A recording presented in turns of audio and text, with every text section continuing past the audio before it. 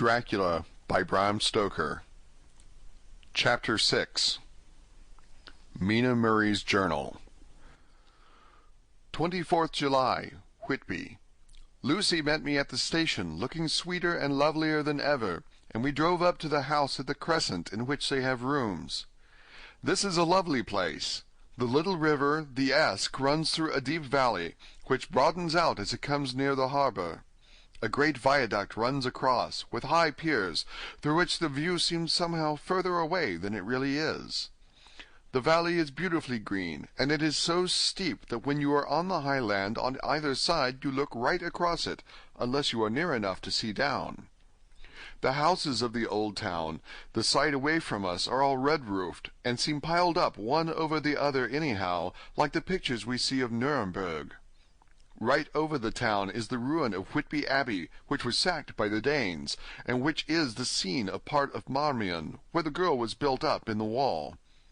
It is a most noble ruin, of immense size, and full of beautiful and romantic bits. There is a legend that a white lady is seen in one of the windows. Between it and the town there is another church, the parish one, round which is a big graveyard all full of tombstones. This is to my mind the nicest spot in Whitby, for it lies right over the town, and has a full view of the harbour, and all up the bay to where the headland called Kettleness stretches out into the sea. It descends so steeply over the harbour that part of the bank has fallen away, and some of the graves have been destroyed.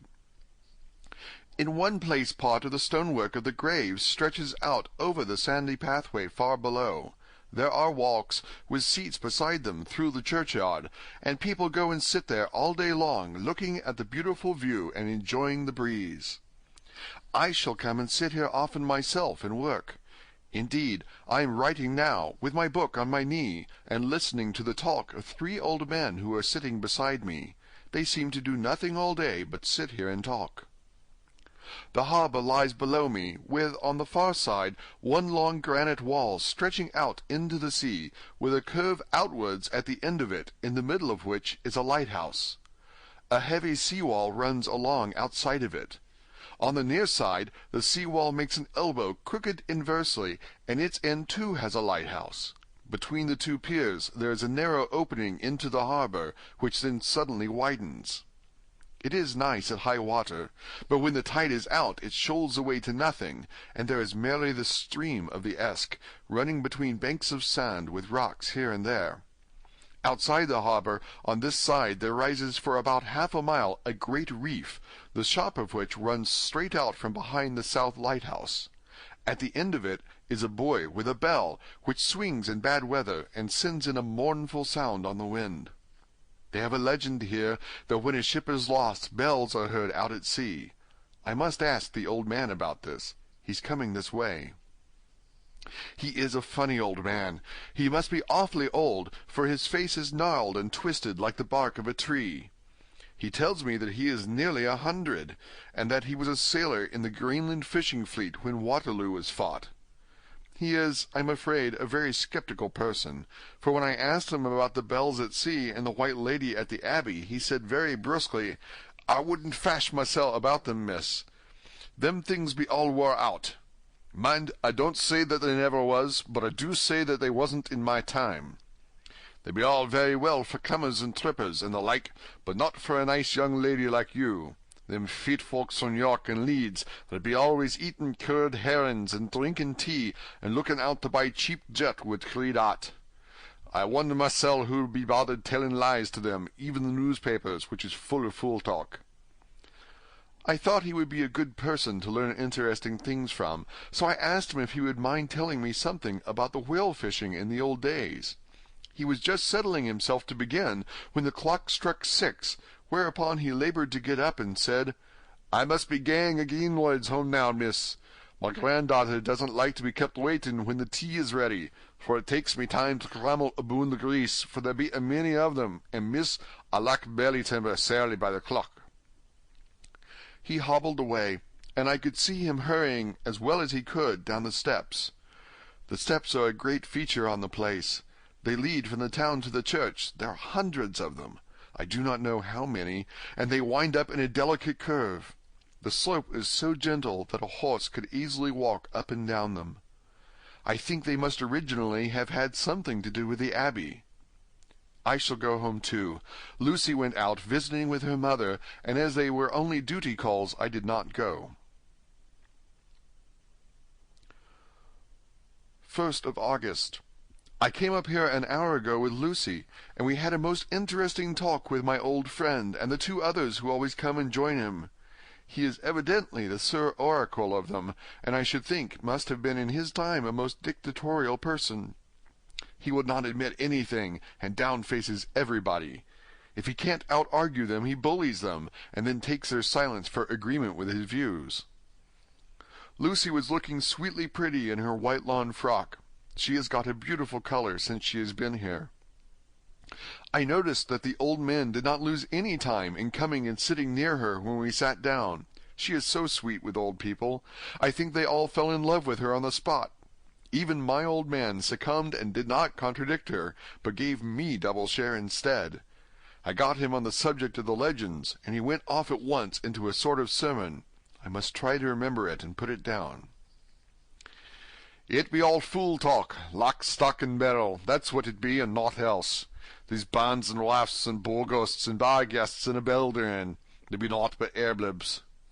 They and all grins and signs and warnings be all invented by parsons and ilsome bark bodies and railway tartars to scare and scunner halflings, and to get folks to do something that they don't other incline to.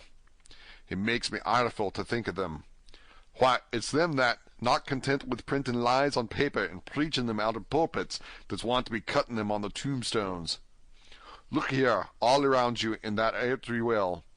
All them stains holding up their heads as well as they can out of their pride is a cant simply tumbling down with the weight of the lies wrote on them. Here lies the body, or sacred to the memory, wrote on all of them, and yet in the half of them there bean't no bodies at all, and the memories of them bean't cared a pinch of snuff about, much less sacred. Lies, all of them, nothing but lies of one kind or another. My God, but it'll be a queer scarlement at the day of judgment when they come tumbling up in their death socks, all drooped together, and trying to drag their tombstains with them to prove how good they was, some of them trembling and dithering, with their hands dozened and slippery from lying in the sea that they can't even keep their grip on them. I could see from the old fellow's self-satisfied air, and the way in which he looked round for the approval of his cronies, that he was showing off, so I put in a word to keep him going. "Oh, Mr. Swales, you can't be serious. Surely these tombstones are not all wrong." "Yablins! There may be a poorish few not wrong, saving where they make out the people too good, for there be folk that do think a bombo be like the sea, if only it be their own. The whole thing be only lies. Now look you here. You come here a stranger, and you see this kirkgarth." I nodded, for I thought it better to assent, though I did not quite understand his dialect. I knew it had something to do with the church. He went on, "And you consent that all these stains be aboon folk that be helped here, snod and snog?" I assented again. "Then that be just where the lie comes in. Why, there be scores of these laybeds that be toom as old Dunn's bacca-box on Friday night." He nudged one of his companions, and they all laughed. "And my God, how could there be otherwise? Look at that one, the athos abaft the beer bank. Read it." I went over and read, "Edward Spencelagh, Master Mariner, murdered by pirates off the coast of Andres, April 1854, age 30. When I came back, Mr. Swales went on, "Who brought him home, I wonder, to hap him here? Murdered off the coast of Andres, and you consented his body lay under. Why, I could name ye a dozen whose bones lie in the Greenland seas above," he pointed northwards, "or where the currents may have drifted them.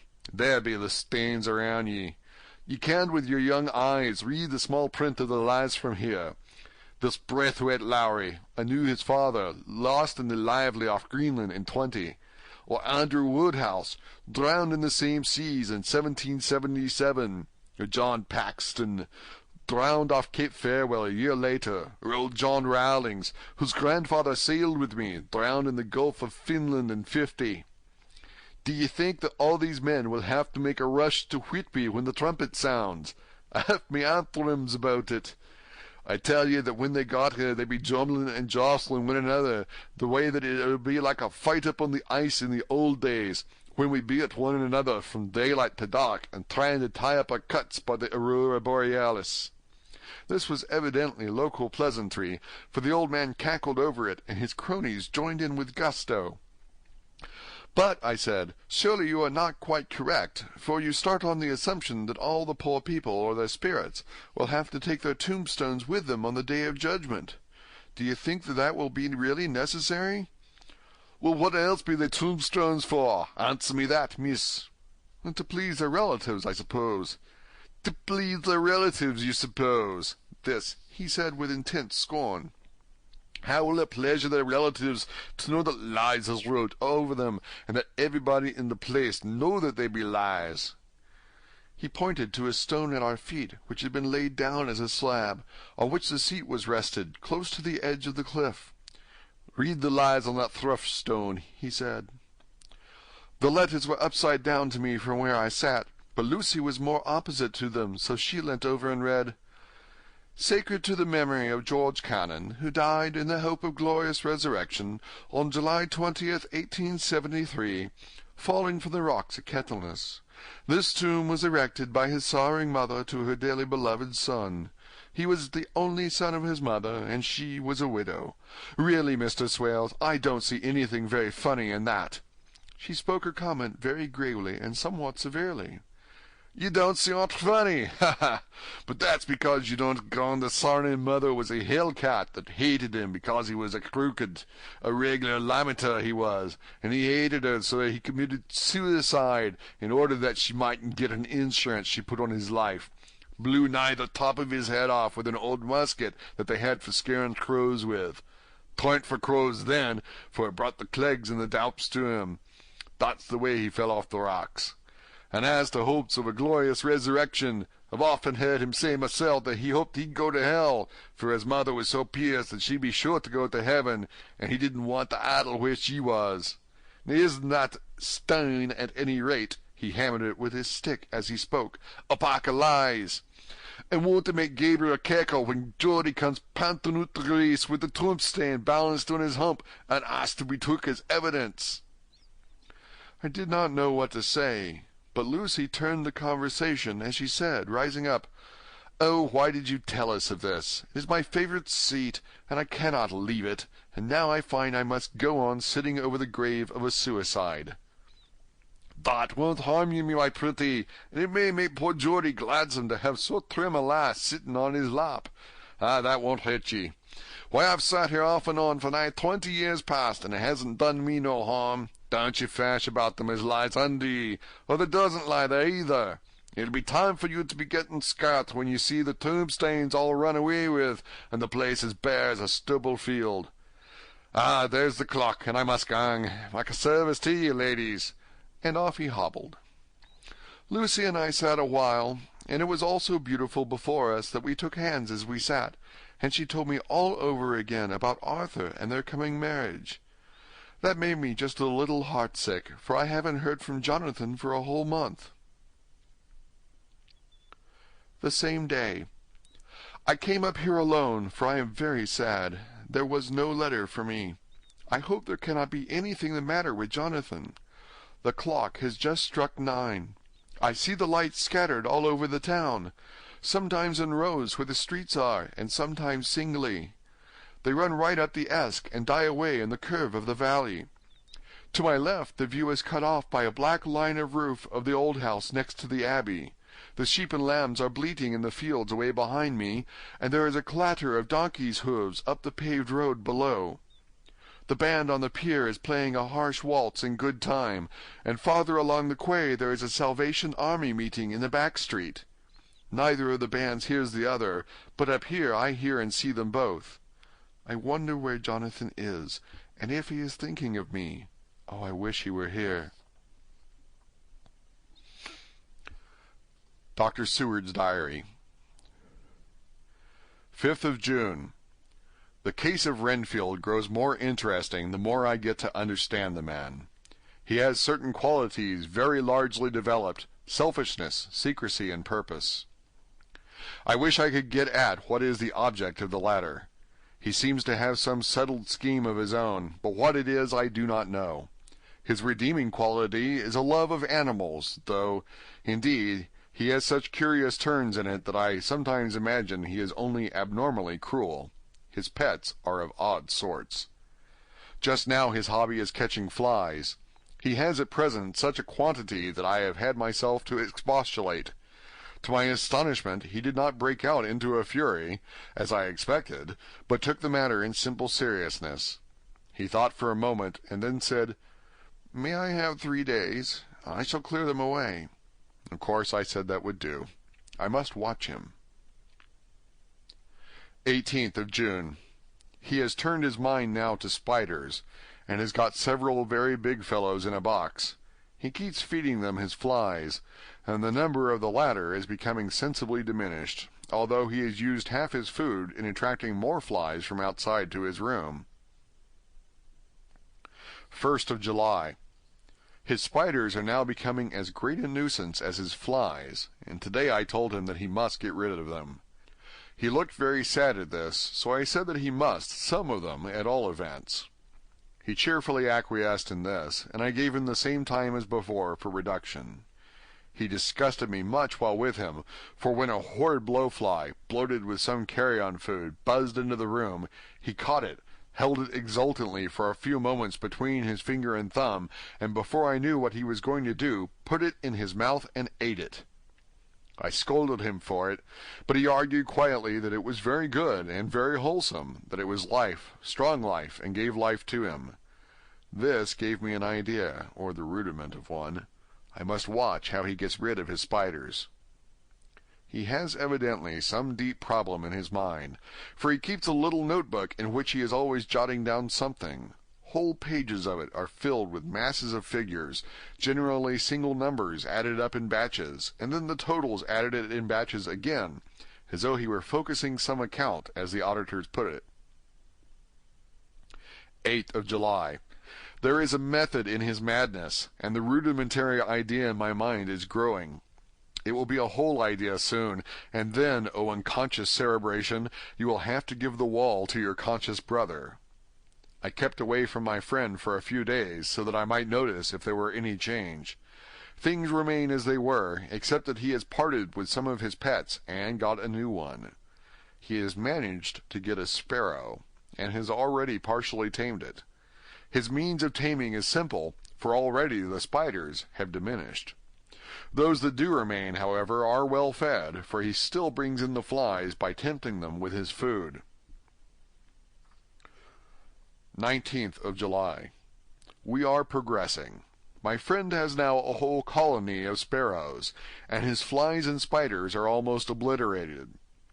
When I came in, he ran to me and said he wanted to ask me a great favor, a very, very great favor, and as he spoke, he fawned on me like a dog. I asked him what it was, and he said, with a sort of rapture in his voice and bearing, "A kitten, a nice little sleek playful kitten, that I can play with, and teach, and feed, and feed, and feed."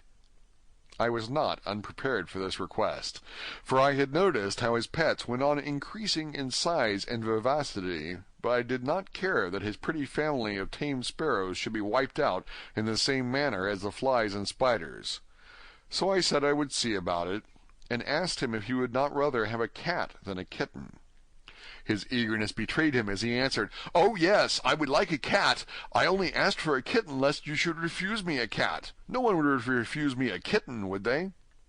I shook my head, and said that at present I feared it would not be possible, but that I would see about it. His face fell, and I could see a warning of danger in it, for there was a sudden fierce, sidelong look which meant killing. The man is an undeveloped homicidal maniac. I shall test him with his present craving, and see how it will work out, and then I shall know more. 10 p.m.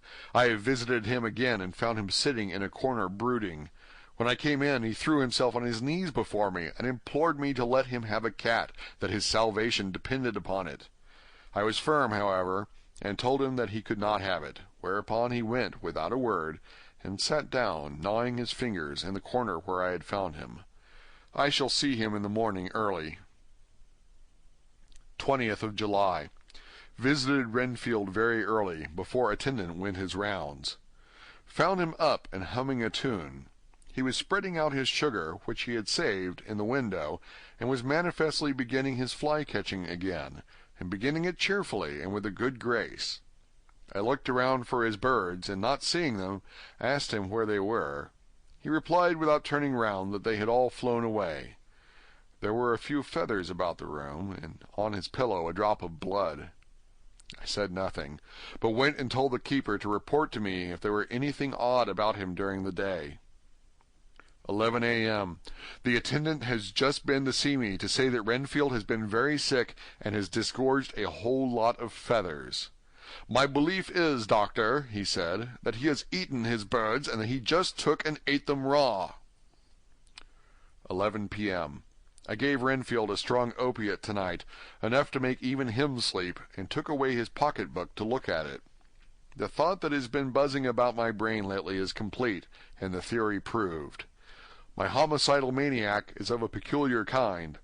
I shall have to invent a new classification for him, and call him a zoophagous, life-eating maniac. What he desires is to absorb as many lives as he can, and he has laid himself out to achieve it in a cumulative way. He gave many flies to one spider, and many spiders to one bird, and then wanted a cat to eat the many birds. What would have been his later steps? It would almost be worth while to complete the experiment. It might be done if there were only a sufficient cause. Men sneered at vivisection, and yet look at its results today. Why not advance science in its most difficult and vital aspect, the knowledge of the brain? Had I even the secret of one such mind, did I hold the key to the fancy of even one lunatic, I might advance my own branch of science to a pitch compared with which Burton Sanderson's physiology or Faraday's brain knowledge would be as nothing. If only there were a sufficient cause. I must not think too much of this, or I may be tempted. A good cause might turn the scale with me, for may not I too be of an exceptional brain congenitally? How well the man reasoned! Lunatics always do within their own scope.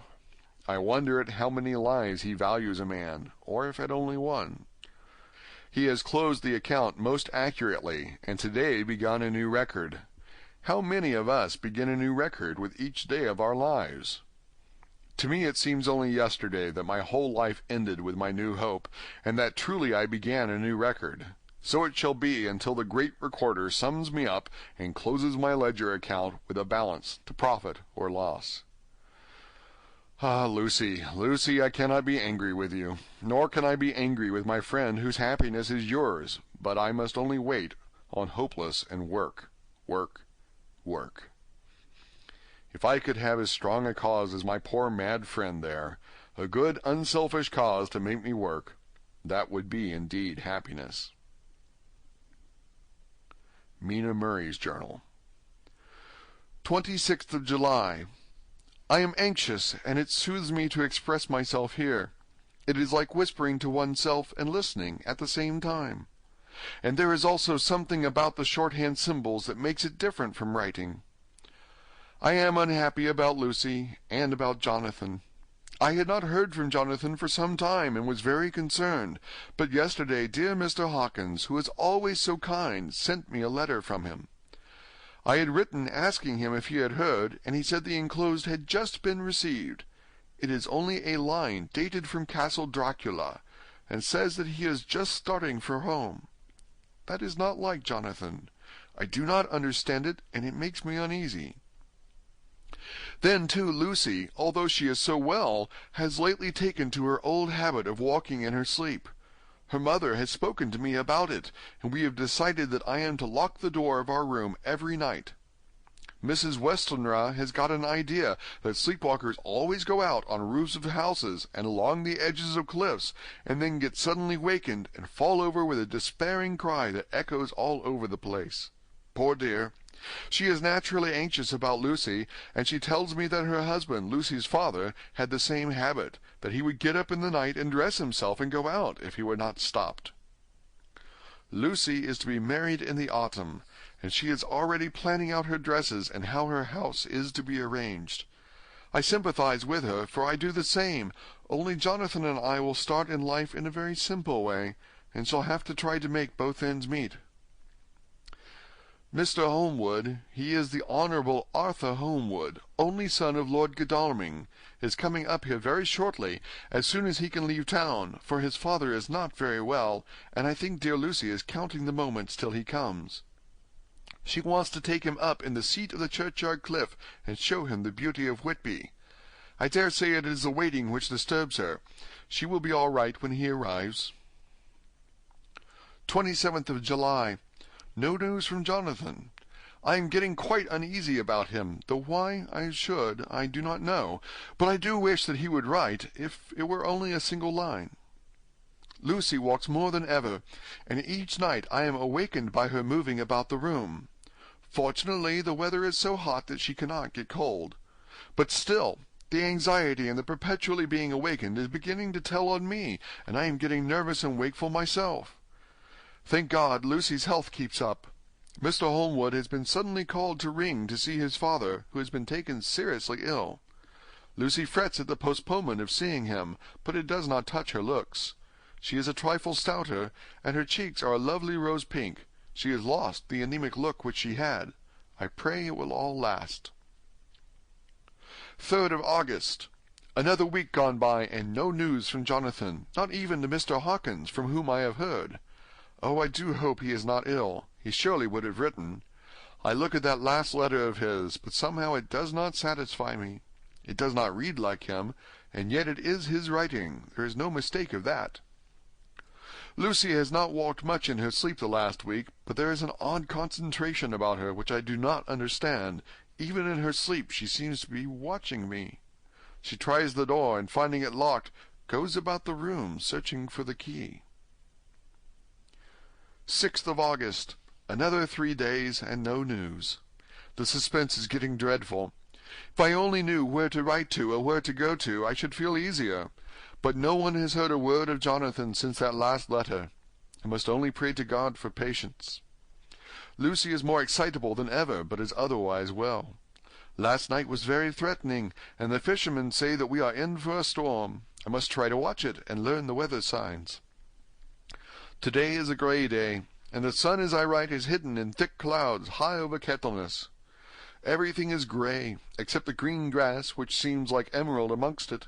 Grey earthy rock, grey clouds, tinged with the sunburst at the far edge, hang over the grey sea, in which the sandpoints stretch like grey figures. The sea is tumbling in over the shallows and the sandy flats with a roar, muffled in sea mists drifting inland. The horizon is lost in a grey mist. All vastness, the clouds are piled up like giant rocks, and there is a brool over the sea that sounds like some passage of doom. Dark figures are on the beach here and there, sometimes half shrouded in the mist, and seem men like trees walking. The fishing boats are racing for home, and rise and dip in the ground swell as they sweep into the harbor, bending to the scuppers. Here comes old Mr. Swales. He is making straight for me, and I can see by the way he lifts his hat that he wants to talk. I have been quite touched by the change in the poor old man. When he sat down beside me, he said in a very gentle way, "I want to say something to you, miss." I could see that he was not at ease, so I took his poor old wrinkled hand in mine and asked him to speak fully. So he said, leaving his hand in mine, "I am afraid, my dearie, that I must have shocked you by all the wicked things I've been saying about the dead and such like for weeks past, but I didn't mean them, and I want you to remember that when I'm gone. We old folks that be daffled, with one foot abaft the crock hole, don't altogether like to think of it, and we don't want to feel scared of it, and that's why I've took to making light of it, so that I'd cheer up my own heart a bit. But Lord love you, miss, I ain't afraid of dying, not a bit, only I don't want to die if I can help it. My time must be nigh at hand now, for I'll be old, and 100 years is too much for any man to expect. And I'm so nigh it that the old man is already whitting his scythe. You see, I can't get out of the habit of coughing about it all at once. The chaps will wag as they be used to. Some day soon the angel of death will sound his trumpet for me. But don't you dole and great, my dearie," for he saw that I was crying. "If he should come this very night, I'd not refuse to answer his call. For life be after all only a waiting for something else than what we're doing, and death be all that we can rightly depend on. But I'm content, for it's comin' to me, my dearie, and comin' quick. It may be comin' while we be lookin' and wonderin'. Maybe it's in that wind out over the sea that's bringin' with it loss and wreck and sore distress and sad hearts. Look, look, he cried suddenly. There's something in that wind and in the host beyond that sounds, and looks and tastes and smells like death. It's in the air. I feel it comin'. Ah, Lord, make me answer cheerful when my call comes. He held up his arms devoutly and raised his hat. His mouth moved as though he were praying. After a few minutes' silence, he got up, shook hands with me, and blessed me, and said good-bye, and hobbled off. It all touched me and upset me very much. I was glad when the coast-guard came along with his spy-glass under his arm. He stopped to talk with me as he always does, but all the time kept looking at a strange ship. "I can't make her out," he said. "She's a Russian by the look of her. But she's knocking about in the queerest way. She doesn't know her mind a bit. She seems to see the storm coming, but can't decide whether to run up north in the open or to put in here. Look there again. She's steered mighty strangely, for she doesn't mind the hand on the wheel, changes about with every puff of wind. We'll hear more of her before this time tomorrow." End of Chapter 6. Dracula by Bram Stoker. Chapter 7. Cutting from The Daily Graph, 8th of August. Pasted in Mina Murray's journal. From a correspondent. Whitby. One of the greatest and suddenest storms on record has just been experienced here, with results both strange and unique. The weather had been somewhat sultry, but not to any degree uncommon in the month of August.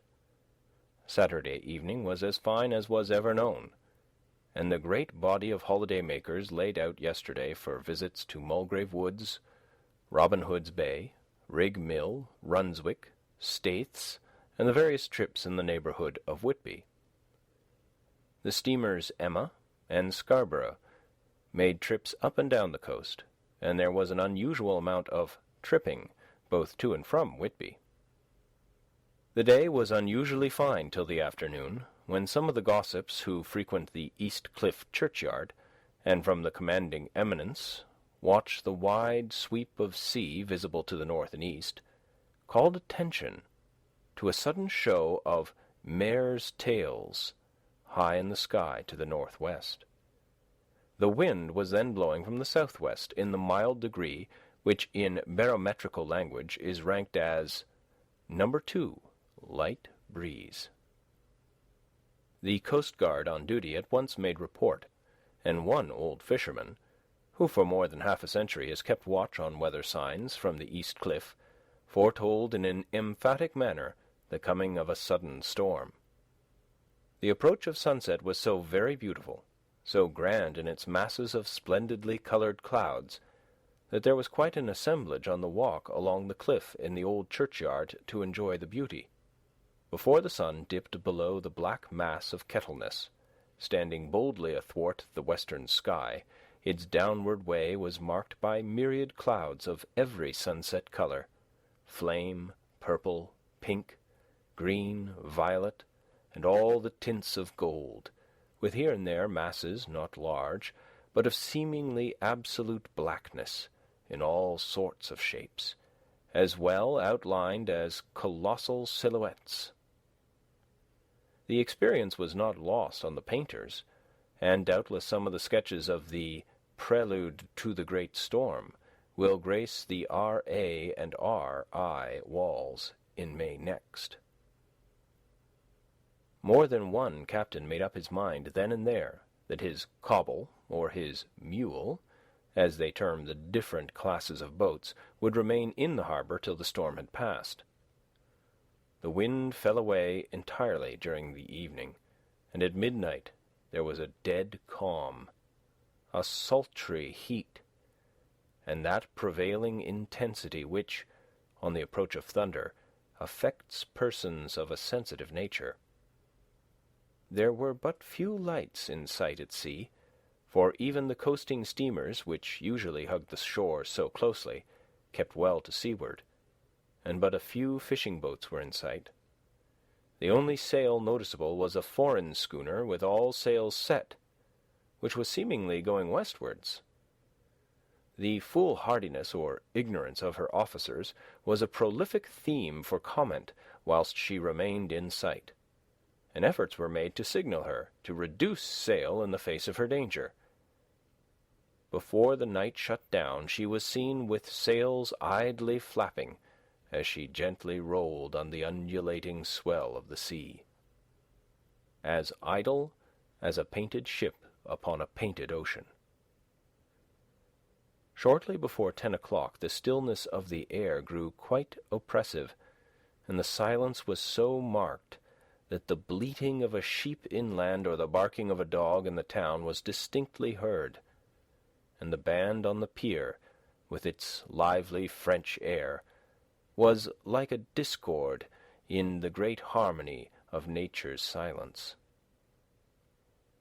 A little after midnight came a strange sound from over the sea, and high overhead the air began to carry a strange, faint, hollow booming. Then, without warning, the tempest broke. With a rapidity which, at the time, seemed incredible, and even afterwards is impossible to realize, the whole aspect of nature at once becoming convulsed.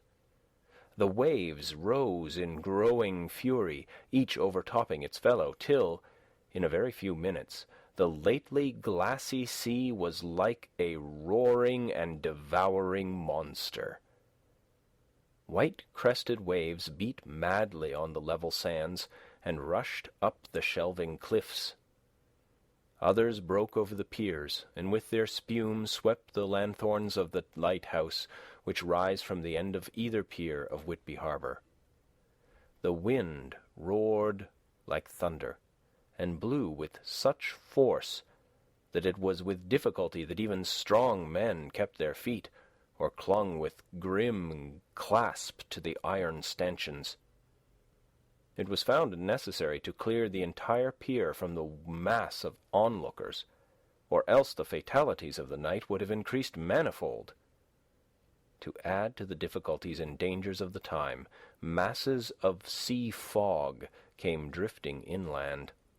White, wet clouds, which swept by in ghostly fashion, so dank and damp and cold that it needed but a little effort of imagination to think that the spirits of those lost at sea were touching their living brethren with the clammy hands of death, and many a one shuddered as the wreaths of sea mist swept by.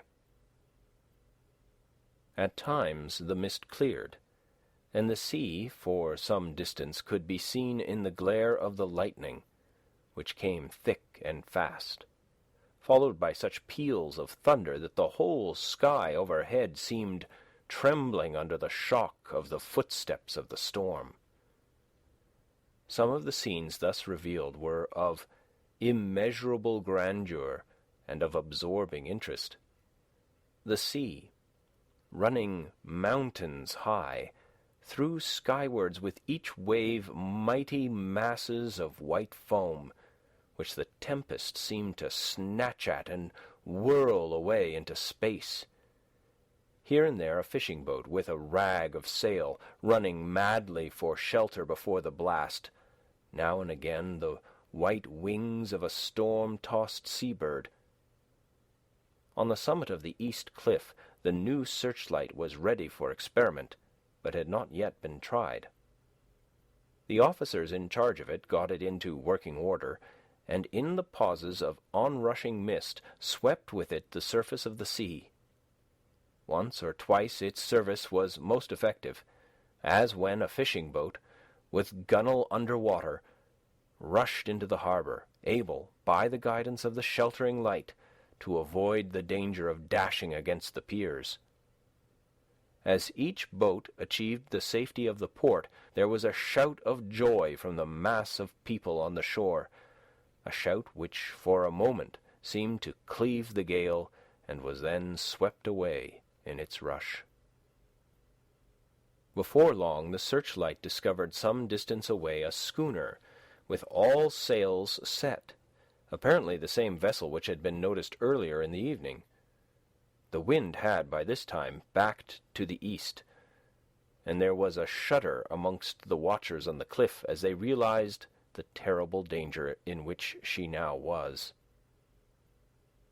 Between her and the port lay the great flat reef on which so many good ships have, from time to time, suffered, and with the wind blowing from its present quarter, it would be quite impossible that she should fetch the entrance of the harbour.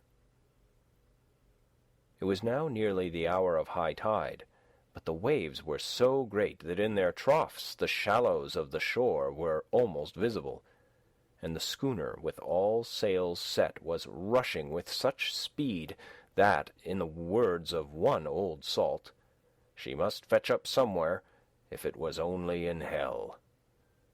Then came another rush of sea fog, greater than any hitherto, a mass of dank mist, which seemed to close on all things like a grey pall, and left available to men only the organ of hearing, for the roar of the tempest and the crash of the thunder and the booming of the mighty billows came through the damp oblivion even louder than before.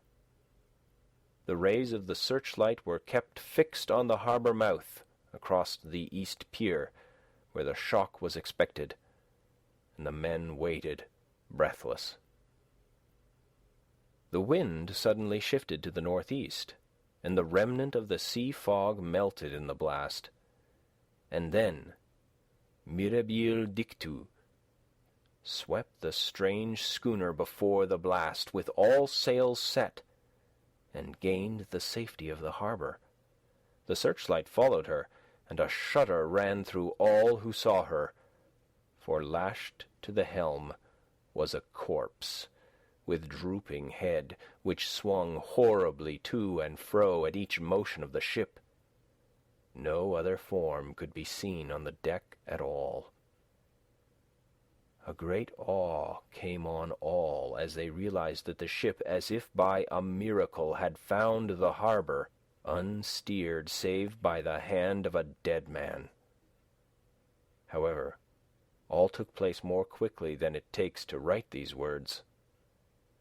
The schooner paused not, but, rushing across the harbour, pitched herself on that accumulation of sand and gravel washed by many tides and many storms, into the southeast corner of the pier jutting under the east cliff, known locally as Tate Hill Pier.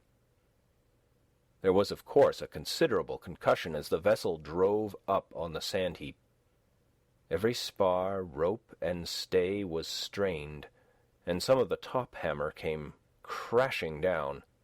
But strangest of all, the very instant the shore was touched, an immense dog sprang up on deck from below, as if shot up by the concussion, and running forward, jumped from the bow on the sand. Making straight for the steep cliff, where the churchyard hangs over the laneway to the east pier so steeply that some of the flat tombstones, thruffsteins or throughstones as they call them in the Whitby vernacular, actually project over where the sustaining cliff has fallen away, it disappeared in the darkness, which seemed intensified just beyond the focus of the searchlight. It so happened that there was no one at the moment on Tate Hill Pier, as all those whose houses are in close proximity were either in bed or were out on the heights above. Thus the coastguard on duty on the eastern side of the harbour, who at once ran down to the little pier, was the first to climb aboard. The men working the searchlight, after scouring the entrance of the harbour without seeing anything, then turned the light on the derelict and kept it there. The coastguard ran aft, and when he came beside the wheel, bent over to examine it, and recoiled at once as though under some sudden emotion. This seemed to pique general curiosity, and quite a number of people began to run. It was a good way round from the west cliff by the drawbridge to Tate Hill Pier, but your correspondent is a fairly good runner, and came well ahead of the crowd. When I arrived, however, I found already assembled on the pier a crowd, whom the Coast Guard and police refused to allow to come on board. By the courtesy of the chief boatman, I was, as your correspondent, permitted to climb on deck, and was one of a small group who saw the dead seaman whilst actually lashed to the wheel.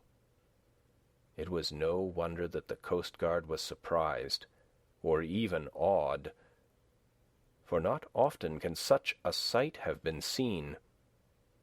The man was simply fastened by his hands, tied one over the other, to a spoke of the wheel. Between the inner hand and the wood was a crucifix, the set of beads on which it was fastened being around both wrists and wheel, and all kept fast by the binding cords. The poor fellow may have been seated at one time, but the flapping and buffeting of the sails had worked through the rudder of the wheel, and had dragged him to and fro, so that the cords with which he was tied had cut the flesh to the bone. Accurate note was made of the state of things, and a doctor, Surgeon J. M. Caffin of 33 East Elliot Place, who came immediately after me, declared after making examination that the man must have been dead for quite 2 days. In his pocket was a bottle, carefully corked, empty save for a little roll of paper, which proved to be the addendum to the log. The Coast Guard said the man must have tied up his own hands, fastening the knots with his teeth. The fact that a Coast Guard was the first on board may save some complications later on, in the Admiralty Court, for Coast Guards cannot claim the salvage, which is the right of the first civilian entering on a derelict. Already, however, the legal tongues are wagging, and one young law student is loudly asserting that the rights of the owner are already completely sacrificed, his property being held in contravention of the statutes of Mortmain, since the tiller, as emblemship, if not proof, of delegated possession, is held in a dead hand. It is needless to say that the dead steersman has been reverently removed from the place where he held his honourable watch and ward till death, a steadfastness as noble as that of the young Casabianca, and placed in the mortuary to await inquest. Already the sudden storm is passing, and its fierceness is abating. Crowds are scattering backward, and the sky is beginning to redden over the Yorkshire wolds. I shall send, in time for your next issue, further details of the derelict ship which found her way so miraculously into harbour in the storm. 9th of August. The sequel to the strange arrival of the derelict in the storm last night is almost more startling than the thing itself. It turns out that the schooner is Russian from Varna, and is called the Demeter. She is also entirely in ballast of silver sand, with only a small amount of cargo, a number of great wooden box filled with mould. This cargo was consigned to a Whitby solicitor, Mr. S. F. Billington, of 7 the Crescent, who this morning went aboard and took formal possession of the goods consigned to him. The Russian consul, too, acting for the charter party, took formal possession of the ship, and paid all harbour dues, etc. Nothing is talked about here today except the strange coincidence. The officials of the Board of Trade have been most exacting in seeing that every compliance has been made with existing regulations. As the matter is to be a 9 days' wonder, they are evidently determined that there shall be no cause of other complaint. A good deal of interest was abroad concerning the dog which landed when the ship struck, and more than a few of the members of the S.P.C.A., which is very strong in Whitby, have tried to befriend the animal. To the general disappointment, however, it was not to be found. it seems to have disappeared entirely from the town. It may be that it was frightened, and made its way on to the moors, where it is still hiding in terror. There are some who look with dread on such a possibility, lest later on it should in itself become a danger, for it is evidently a fierce brute. Early this morning a large dog, a half-bred mastiff belonging to a coal merchant close to Tate Hill Pier, was found dead in the roadway opposite its master's yard. It had been fighting, and manifestly had had a savage opponent, for its throat was torn away, and its belly was slit open as if with a savage claw. Later.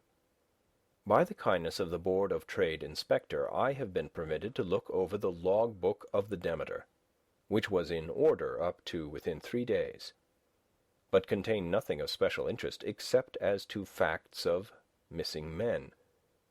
The greatest interest, however, is with regard to the paper found in the bottle which was today produced at the inquest, and a more strange narrative than the two between them unfold it has not been my lot to come across. As there is no motive for concealment, I am permitted to use them, and accordingly send you a transcript, simply omitting technical details of seamanship and supercargo. It almost seems as though the captain had been seized with some kind of mania before he had got well into blue water, and that this had developed persistently throughout the voyage. Of course, my statement must be taken cum grano, since I am writing from the dictation of a clerk of the Russian consul, who kindly translated for me, time being short. Log of the Demeter, Varna to Whitby. Written 18th of July. Things so strange happening that I shall keep accurate note henceforth till we land. On 6th July, we finished taking in cargo, silver sand and boxes of earth. At noon set sail.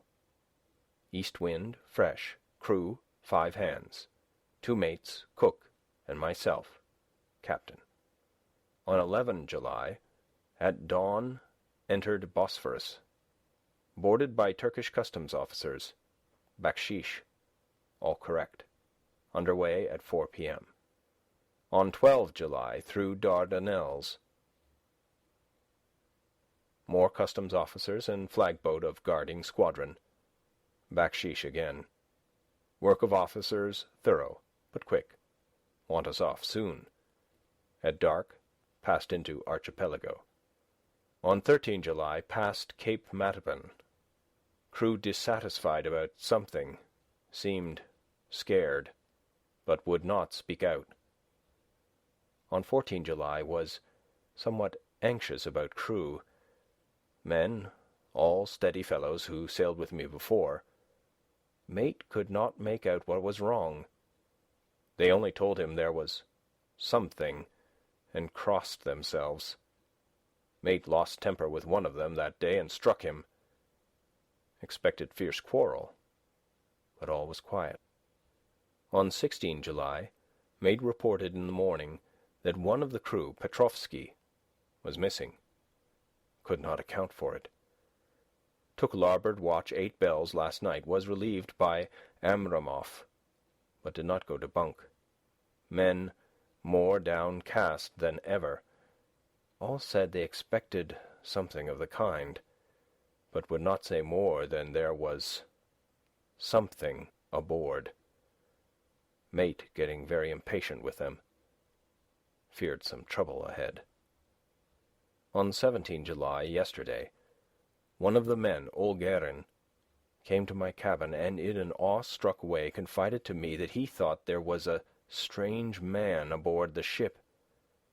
He said that in his watch he had been sheltering behind the deck-house, as there was a rainstorm, when he saw a tall, thin man who was not like any of the crew come up the companionway and go along the deck forward and disappear.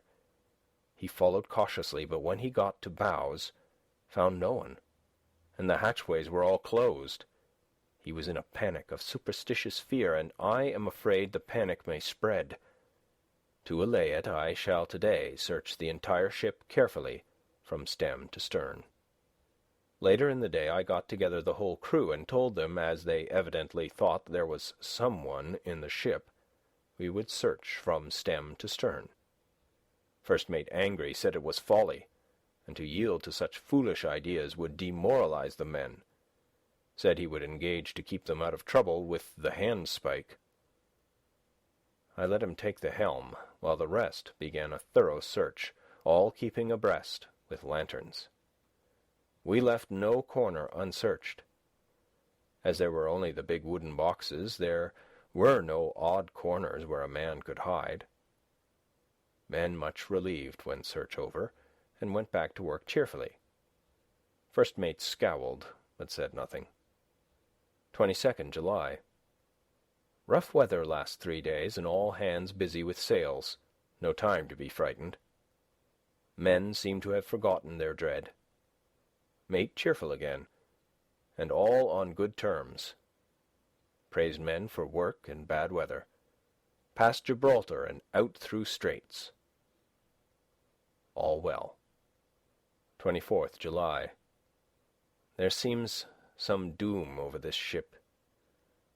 Already a hand short and entering the Bay of Biscay with wild weather ahead. And yet last night another man lost, disappeared, like the first. He came off his watch and was not seen again. Men, all in a panic of fear, sent a round-robin asking to have double watch, as they fear to be alone. Mate Angry. Fear there will be some trouble, as either he or the men will do some violence. 28th July. 4 days in hell, knocking about in a sort of maelstrom, and the wind a tempest. No sleep for anyone, men all worn out. Hardly know how to set a watch, since no one fit to go on. Second mate volunteered to steer and watch, and let men snatch a few hours' sleep. Wind abating, seas still terrific, but feel them less, as ship is steadier. 29 July. Another tragedy. Had single watch tonight, as crew too tired to double. When morning watch came on deck, could find no one except steersman. Raised outcry, and all came on deck. Thorough search, but no one was found. Are now without second mate, and crew in a panic. Mate and I agreed to go armed henceforth and wait for any sign of cause. 30 July. Last night. Rejoiced we are nearing England. Weather fine, all sails set. Retired, worn out, slept soundly. Awakened by mate telling me that both man of watch and steersman missing. Only self and mate, and 2 hands left to work ship. 1 August. 2 days of fog, and not a sail sighted. Had hoped when in the English Channel to be able to signal for help or get in somewhere. Not having power to work sails, have to run before wind. Dare not lower, as could not raise them again. We seem to be drifting to some terrible doom. Mate now more demoralized than either of men. His stronger nature seems to have worked inwardly against himself. Men are beyond fear, working stolidly and patiently with minds made up to worst. They are Russian, he Romanian. 2 August, midnight. Woke up from few minutes' sleep by hearing a cry, seemingly outside my port. Could see nothing in fog. Rushed on deck and ran against mate.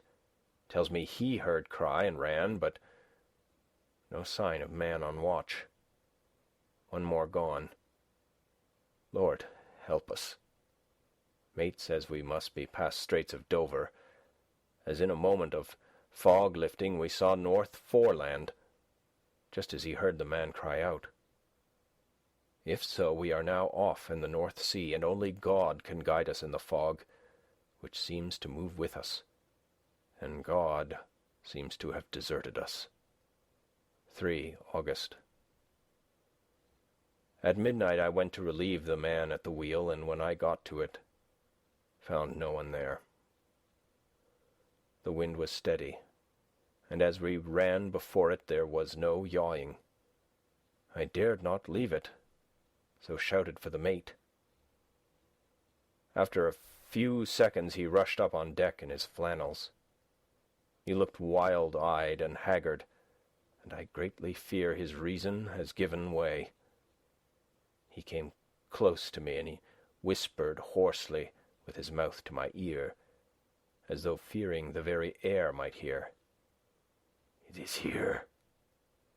I know it now. On the watch last night I saw it. Like a man, tall and thin and ghastly pale, it was in the bows and looking out. I crept behind it and gave it my knife, but the knife went through it, empty as the air." And as he spoke he took the knife and drove it savagely into space. Then he went on. "But it is here, and I'll find it. It is in the hold, perhaps in one of those boxes.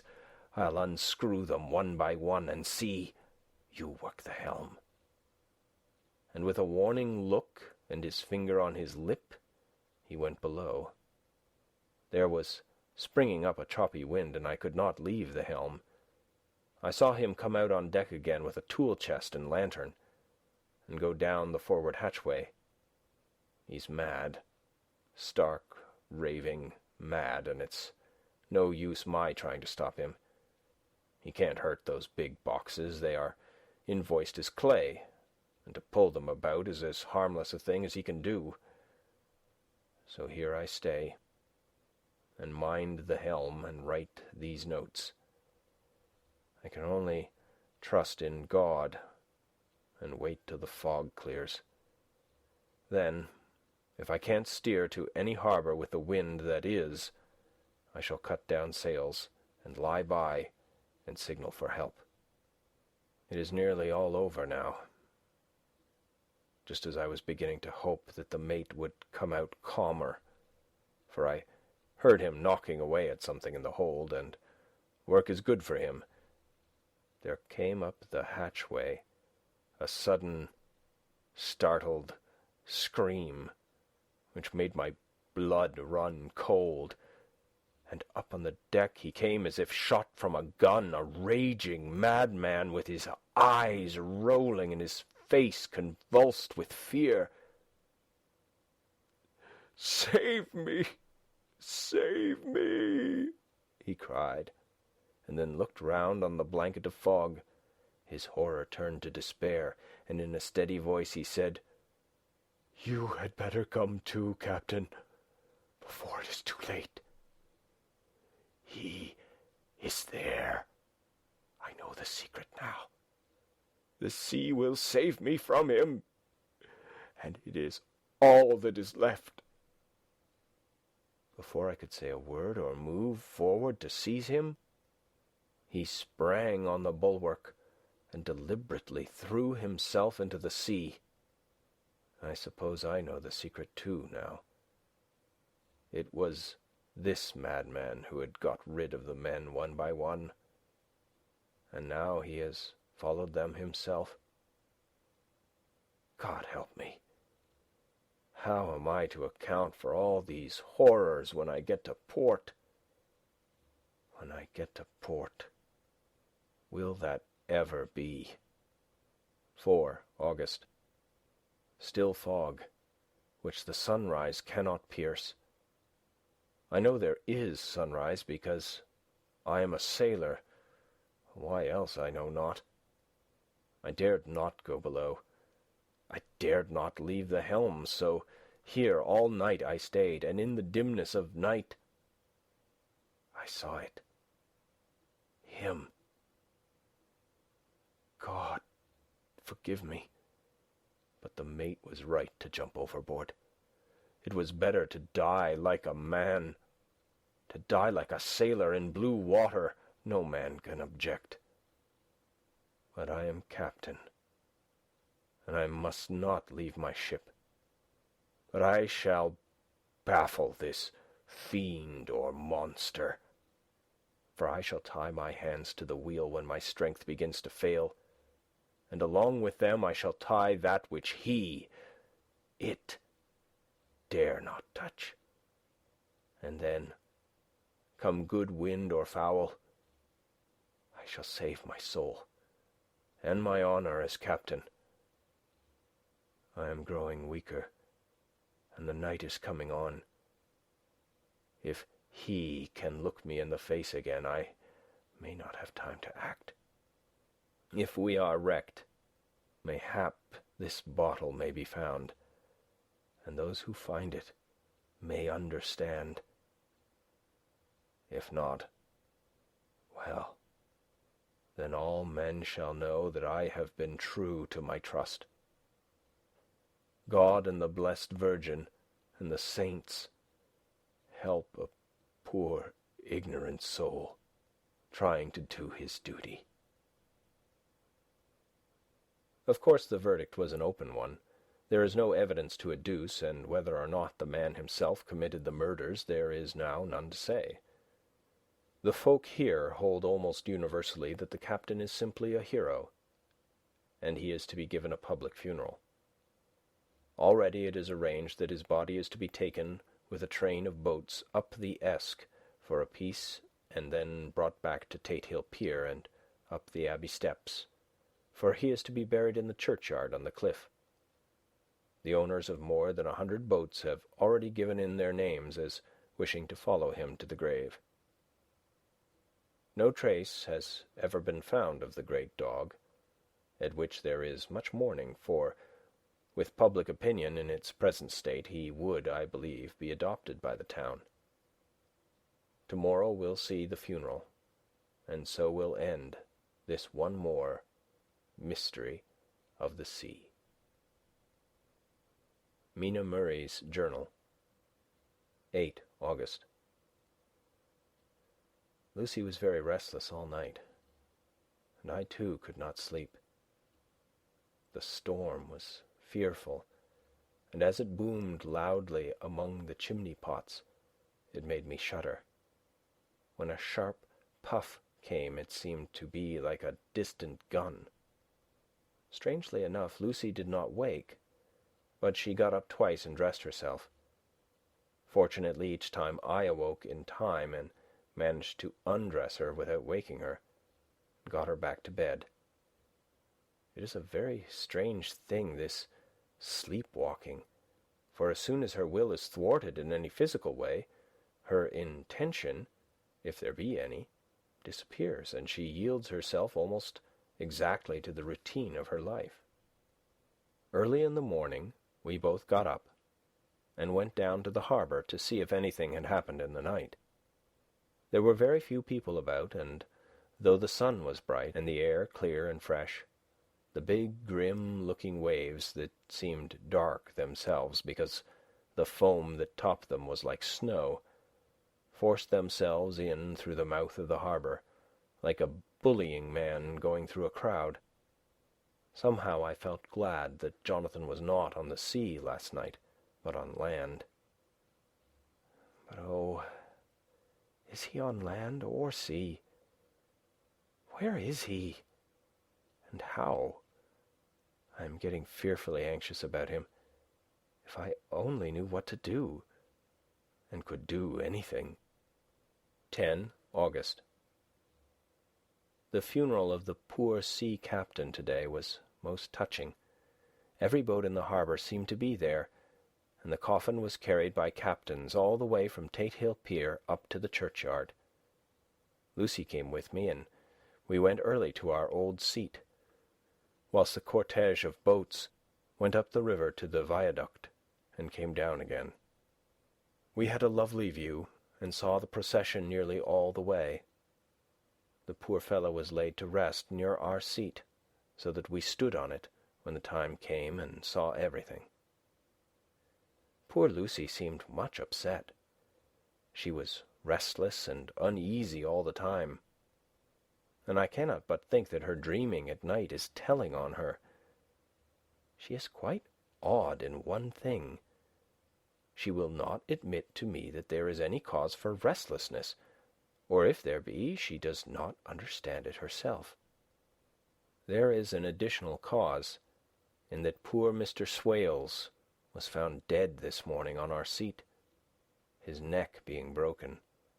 He had evidently, as the doctor said, fallen back in the seat in some sort of fright, for there was a look of fear and horror on his face that the men said made them shudder. Poor dear old man. Lucy is so sweet and sensitive that she feels influences more acutely than other people do. Just now she was quite upset by a little thing which I did not much heed, though I am myself very fond of animals. One of the men who came up here often to look for the boats was followed by his dog.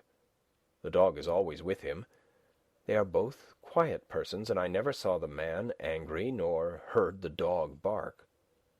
During the service, the dog would not come to its master, who was on the seat with us, but kept a few yards off, barking and howling. Its master spoke to it gently, and then harshly, and then angrily, but it would neither come nor cease to make a noise. It was in a fury, with its eyes savage and all its hair bristling out like a cat's tail when puss is on the war-path. Finally the man, too, got angry, and jumped down and kicked the dog, and then took it by the scruff of the neck, and half dragged and half threw it on the tombstone on which the seat is fixed. The moment it touched the stone, the poor thing began to tremble. It did not try to get away, but crouched down, quivering and cowering, and was in such a pitiable state of terror that I tried, though without effect, to comfort it. Lucy was full of pity too, but she did not attempt to touch the dog, but looked at it in an agonized sort of way. I greatly fear that she is of too supersensitive a nature to go through the world without trouble. She will be dreaming of this tonight, I am sure. The whole agglomeration of things, the ship steered into port by a dead man, his attitude tied to the wheel with a crucifix and beads, the touching funeral, the dog, now furious and now in terror, will all afford material for her dreams. I think it will be best for her to go to bed tired out physically, so I shall take her for a long walk by the cliffs to Robin Hood's Bay and back. She ought not to have much inclination for sleepwalking then. Dracula by Bram Stoker. Chapter 8. Mina Murray's Journal. Same day, 11 o'clock p.m. Oh, but I am tired. If it were not that I had made my diary a duty, I could not open it tonight. We had a lovely walk. Lucy, after a while, was in gay spirits, owing, I think, to some dear cows who came nosing towards us in a field close to the lighthouse, and frightened the wits out of us. I believe we forgot everything, except, of course, personal fear, and it seemed to wipe the slate clean and give us a fresh start. We had a capital severe tea at Robin Hood's Bay, in a sweet little old-fashioned inn, with a bow window right over the seaweed-covered rocks of the Strand. I believe we should have shocked the new woman with our appetites. Men are more tolerant, bless them. Then we walked home with some, or rather many, stoppages to rest, and with our hearts full of constant dread of wild bulls. Lucy was really tired, and we intended to creep off to bed as soon as we could. The young curate came in, however, and Mrs. Westenra asked him to stay for supper. Lucy and I both had a fight for it with the dusty miller. I know it was a hard fight on my part, and I am quite heroic. I think that some day the bishops must get together and see about breeding up a new class of curates, who don't take supper, no matter how hard they may be pressed to, and who will know when girls are tired. Lucy is asleep and breathing softly. She has more color in her cheeks than usual, and looks oh so sweet. If Mr. Holmwood fell in love with her, seeing her only in the drawing-room, I wonder what he would say if he saw her now. Some of the new women writers will some day start an idea that men and women should be allowed to see each other asleep before proposing or accepting. But I suppose the new woman wouldn't condescend in future to accept. She will do the proposing herself, and a nice job she will make of it, too. There's some consolation in that. I am happy tonight, because dear Lucy seems better. I really believe she has turned the corner, and that we are over her troubles with dreaming. I should be quite happy if only I knew of Jonathan. God bless and keep him. 11th August. Diary again. No sleep now, so I may as well write. I am too agitated to sleep. We have had such an adventure, such an agonizing experience. I fell asleep as soon as I had closed my diary. Suddenly, I became broad awake and sat up, with a horrible sense of fear upon me, and of some feeling of emptiness around me. The room was dark, so I could not see Lucy's bed. I stole across and felt for her. The bed was empty. I lit a match and found that she was not in the room. The door was shut, but not locked as I had left it. I feared to wake her mother, who has been more than usually ill lately, so threw on some clothes and got ready to look for her. As I was leaving the room, it struck me that the clothes she wore might give me some clue to her dreaming intention. Dressing gown would mean house, dress outside. Dressing gown and dress were both in their places. Thank God, I said to myself. She cannot be far, as she is only in her nightdress. I ran downstairs and looked in the sitting room. Not there. Then I looked in all the other rooms of the house, with an ever-growing fear chilling my heart. Finally, I came to the hall door and found it open. It was not wide open, but the catch of the lock had not caught. The people of the house are careful to lock the door every night, so I feared that Lucy must have gone out as she was. There was no time to think of what might happen. A vague, overmastering fear obscured all details. I took a big, heavy shawl and ran out. The clock was striking 1 as I was in the crescent, and there was not a soul in sight. I ran along the north terrace, but could see no sign of the white figure which I expected. At the edge of the west cliff above the pier, I looked across the harbor to the east cliff, in the hope or fear, I don't know which, of seeing Lucy in our favorite seat. There was a bright, full moon, with heavy black, driving clouds, which threw the whole scene into a fleeting diorama of light and shade as they sailed across. For a moment or two I could see nothing, as the shadow of a cloud obscured St. Mary's Church and all around it. Then, as the cloud passed, I could see the ruins of the abbey coming into view, and as the edge of a narrow band of light as sharp as a sword cut moved along, the church and churchyard became gradually visible. Whatever my expectation was, it was not disappointed, for there, on our favorite seat, the silver light of the moon struck a half-reclining figure, snowy white. The coming of the cloud was too quick for me to see much, for the shadow shut down on the light almost immediately. But it seemed to me as though something dark stood behind the seat where the white figure shone, and bent over it. What it was, whether man or beast, I could not tell. I did not wait to catch another glance, but flew down the steep steps to the pier, and along by the fish market to the bridge, which was the only way to reach the east cliff. The town seemed as dead, for not a soul did I see. I rejoiced that it was so, for I wanted no witness of poor Lucy's condition. The time and distance seemed endless, and my knees trembled and my breath came labored as I toiled up the endless steps to the abbey. I must have gone fast, and yet it seemed to me as if my feet were weighted with lead, and as though every joint in my body were rusty.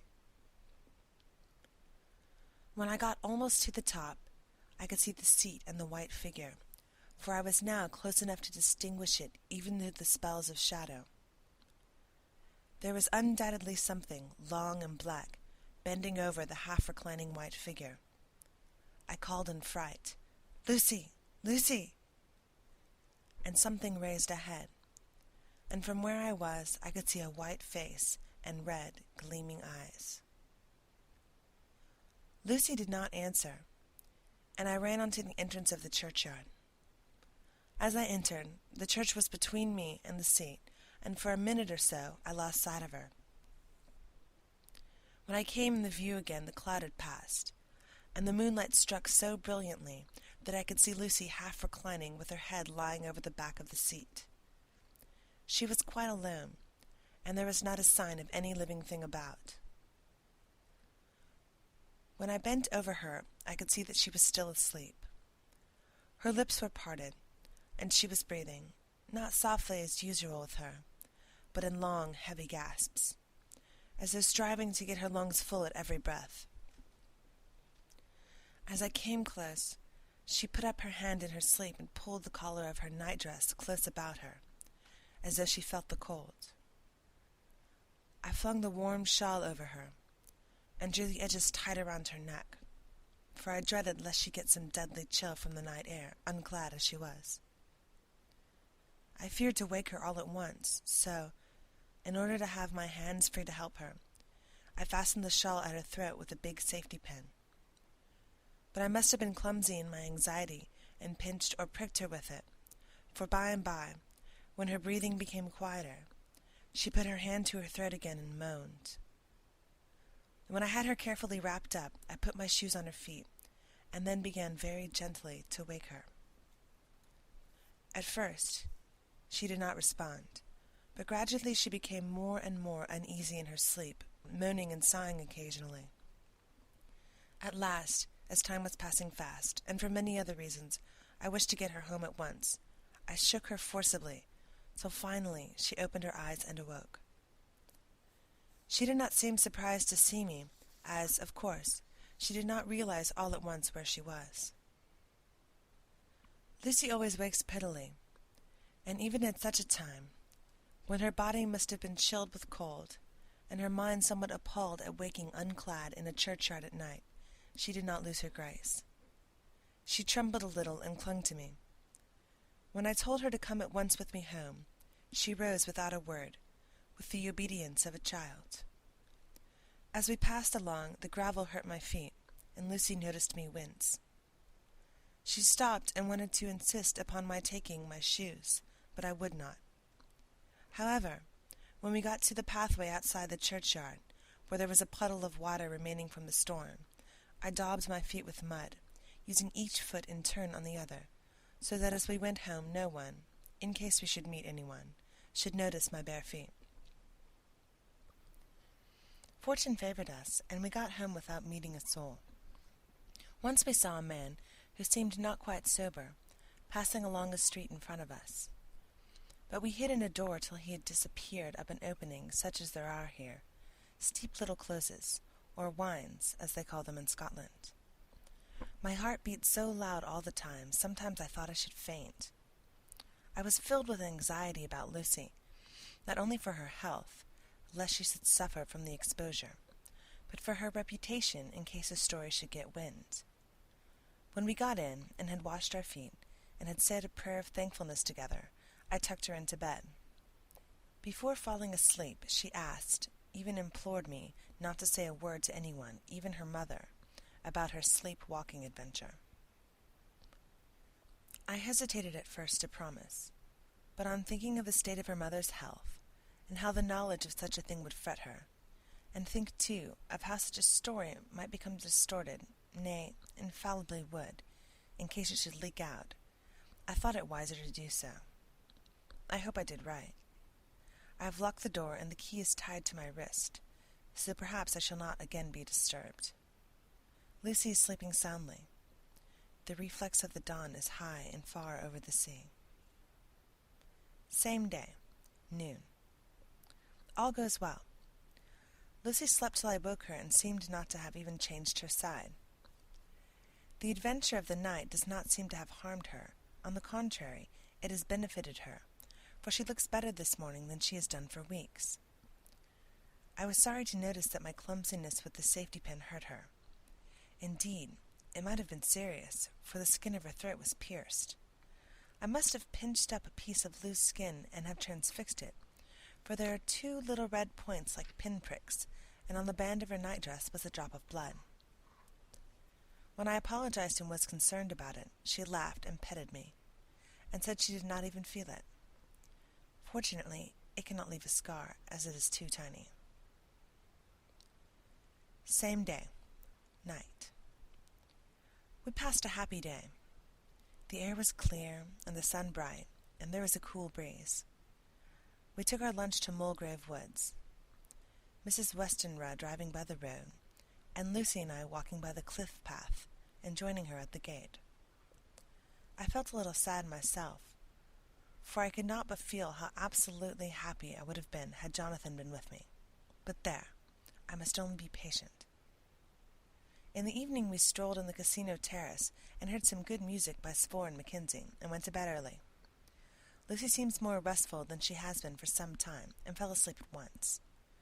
I shall lock the door and secure the key the same as before, though I do not expect any trouble tonight. 12th August. My expectations were wrong, for twice during the night I was awakened by Lucy trying to get out. She seemed, even in her sleep, to be a little impatient at finding the door shut, and went back to bed under a sort of protest. I woke with the dawn, and heard the birds chirping outside the window. Lucy woke too, and I was glad to see, was even better than on the previous morning. All her old gaiety of manner seemed to have come back, and she came and snuggled in beside me, and told me all about Arthur. I told her how anxious I was about Jonathan, and then she tried to comfort me. Well, she succeeded somewhat, for though sympathy can't alter facts, it can make them more bearable. 13th August. Another quiet day, and to bed with the key on my wrist as before. Again I awoke in the night, and found Lucy sitting up in bed, still asleep, pointing to the window. I got up quietly, and pulling aside the blind, looked out. It was brilliant moonlight, and the soft effect of the light over the sea and sky, merged together in one great silent mystery, was beautiful beyond words. Between me and the moonlight flitted a great bat, coming and going in great whirling circles. Once or twice it came quite close, but was, I suppose, frightened at seeing me, and flitted away across the harbor towards the abbey. When I came back from the window, Lucy had lain down again and was sleeping peacefully. She did not stir again all night. 14th August. On the East Cliff, reading and writing all day, Lucy seems to have become as much in love with the spot as I am, as it is hard to get her away from it when it is time to come home for lunch or tea or dinner. This afternoon she made a funny remark. We were coming home for dinner, and had come to the top of the steps up from the West Pier, and stopped to look at the view, as we generally do. The setting sun, low down in the sky, was just dropping behind Kettleness. The red light was thrown over the east cliff and the old abbey, and seemed to bathe everything in a beautiful rosy glow. We were silent for a while, and suddenly Lucy murmured, as if to herself, "His red eyes again. They are just the same." It was such an odd expression, coming apropos of nothing, that it quite startled me. I slewed round a little, so as to see Lucy well without seeming to stare at her, and saw that she was in a half-dreamy state, with an odd look on her face that I could not quite make out, so I said nothing, but followed her eyes.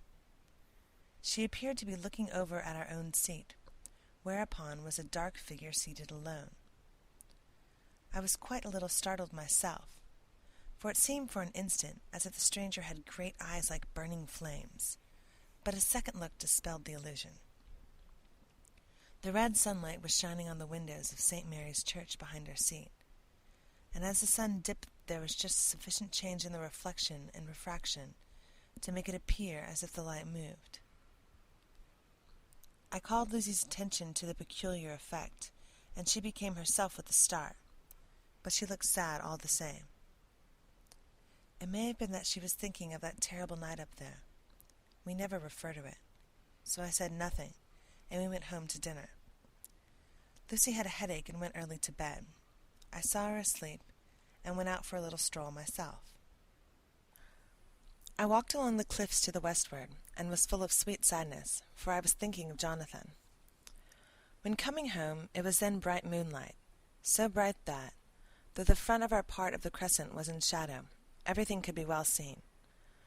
I threw a glance up at our window and saw Lucy's head leaning out. I opened my handkerchief and waved it. She did not notice or make any movement whatever. Just then, the moonlight crept round an angle of the building, and the light fell on the window. There distinctly was Lucy with her head lying up against the side of the window-sill and her eyes shut. She was fast asleep, and by her, seated on the window-sill, was something that looked like a good-sized bird. I was afraid she might get a chill, so I ran upstairs, but as I came into the room she was moving back to her bed, fast asleep, and breathing heavily. She was holding her hand to her throat, as though to protect it from the cold. I did not wake her, but tucked her warmly. I have taken care that the door is locked and the window securely fastened. She looks so sweet as she sleeps, but she is paler than is her wont, and there is a drawn, haggard look under her eyes which I do not like. I fear she is fretting about something. I wish I could find out what it is. 15th August. Rose later than usual. Lucy was languid and tired, and slept on after we had been called. We had a happy surprise at breakfast. Arthur's father is better, and wants the marriage to come off soon. Lucy is full of quiet joy, and her mother is glad and sorry at once. Later on in the day she told me the cause. She is grieved to lose Lucy as her very own, but she is rejoiced that she is soon to have someone to protect her. Poor dear, sweet lady! She confided to me that she has got her death warrant. She has not told Lucy, and made me promise secrecy. Her doctor told her that within a few months, at most, she must die, for her heart is weakening. At any time, even now, a sudden shock would be almost sure to kill her. Ah, we were wise to keep the affair of the dreadful night of Lucy's sleepwalking. 17th August. No diary for 2 whole days. I have not had the heart to write. Some sort of shadowy pall seems to be coming over our happiness. No news from Jonathan, and Lucy seems to be growing weaker, whilst her mother's hours are numbering to a close. I do not understand Lucy's fading away as she is doing. She eats well and sleeps well, and enjoys the fresh air, but all the time the roses in her cheeks are fading, and she gets weaker and more languid day by day. At night I hear her gasping as if for air. I keep the key of our door always fastened to my wrist at night, but she gets up and walks about the room and sits at the open window. Last night I found her leaning out when I woke up, and when I tried to wake her I could not. She was in a faint. When I managed to restore her, she was weak as water and cried silently between long, painful struggles for breath. When I asked her how she came to be at a window, she shook her head and turned away. I trust her feeling ill may not be from that unlucky prick of the safety pin. I looked at her throat just now as she lay asleep, and the tiny wounds seemed not to have healed. They are still open, and if anything, larger than before, and the edges of them are faintly white. They are like little white dots with red centers. Unless they heal within a day or two, I shall insist on the doctor seeing about them. Letter. Samuel F. Billington and Son, Solicitors Whitby, to Messrs. Carter, Patterson & Co., London, 17th August. Dear Sirs, herewith please receive invoice of goods sent by Great Northern Railway. Same are to be delivered at Carfax, near Purfleet, immediately on receipt at Good Station, King's Cross. The house is at present empty, but enclosed please find all keys, all of which are labeled. You will please deposit the boxes, 50 in number, which form the consignment, in the partially ruined building forming part of the house and marked A on rough diagrams enclosed. Your agent will easily recognize the locality, as it is the ancient chapel of the mansion. The goods leave by the train at 9:30 tonight, and will be due at King's Cross at 4:30 tomorrow afternoon. As our client wishes the delivery to be made as soon as possible, we shall be obliged by your having teams ready at King's Cross at the time named and forthwith conveying the goods to destination. In order to obviate any delays possible through any routine requirements as to payment in your departments, we enclose check herewith for £10, receipt of which please acknowledge. Should the charge be less than this amount, you can return the balance. If greater, we shall at once send check for difference upon hearing from you. You are to leave the keys on coming away in the main hall of the house, where the proprietor may get them on his entering the house by means of his duplicate key. Pray do not take us as exceeding the bounds of business courtesy in pressing you in all ways to use the utmost expedition. We are, dear sirs, faithfully yours, Samuel F. Billington and Son. Letter, Messrs. Carter, Patterson and Co., London, to Messrs. Billington and Son, Whitby. 21st August. Dear Sirs, we beg to acknowledge £10 received and to return check of £1 17 shillings 9 pence, amount of overplus, as shown in receipted account herewith. Goods are delivered in exact accordance with instructions, and keys left in parcel in main hall, as directed. We are, dear sirs, yours respectfully, Carter, Patterson and Co. Mina Murray's Journal. 18th August. I am happy today, and write singing on the seat in the churchyard. Lucy is ever so much better. Last night she slept well all night, and did not disturb me once. The roses seem to be coming back already to her cheeks, though she is still sadly pale and wan-looking. If she were in any way anemic, I can understand it, but she is not. She is in gay spirits, and full of life and cheerfulness. All the morbid reticence seems to have passed from her, and she has just reminded me, as if I need any reminding, of that night, and that it was here, on this very seat, I found her asleep. And she told me she tapped playfully with the heel of her boot on the stone slab, and said, "My poor little feet didn't make much noise then. I dare say poor old Mr. Swales would have told me that it was because I didn't want to wake up Geordie." As she was in such a communicative humor, I asked her if she had dreamed it all that night. Before she answered, that sweet, puckered look came into her forehead, which Arthur, I call him Arthur from her habit, says he loves, and indeed I don't wonder that he does. Then she went on in a half-dreaming kind of way, as if trying to recall it to herself. I didn't quite dream, but it all seemed to be real. I only wanted to be here in this spot. I don't know why, for I was afraid of something, I don't know what. I remember, though, I suppose I was asleep, passing through the streets and over the bridge. A fish leaped as I went by, and I leaned over to look at it, and I heard a lot of dogs howling. The whole town seemed as it must be full of all dogs howling at once, as I went up the steps. Then I had a vague memory of something long and dark with red eyes, just as we saw in the sunset, and something very sweet and very bitter all around me at once. And then I seemed sinking into deep green water, and there was singing in my ears, as I have heard there is to drowning men, and then everything seemed passing away from me. My soul seemed to go out from my body and float about the air. I seemed to remember that once the West Lighthouse was right under me, and then there was sort of an agonizing feeling, as if I were in an earthquake, and I came back and found you shaking my body. I saw you do it before I felt you. Then she began to laugh. It seemed a little uncanny to me, and I listened to her breathlessly. I did not quite like it, and thought it better not to keep her mind on the subject, so we drifted on to another subject, and Lucy was like her old self again. When we got home, the fresh breeze had braced her up, and her pale cheeks were really more rosy. Her mother rejoiced when she saw her, and we all spent a very happy evening together. 19th August.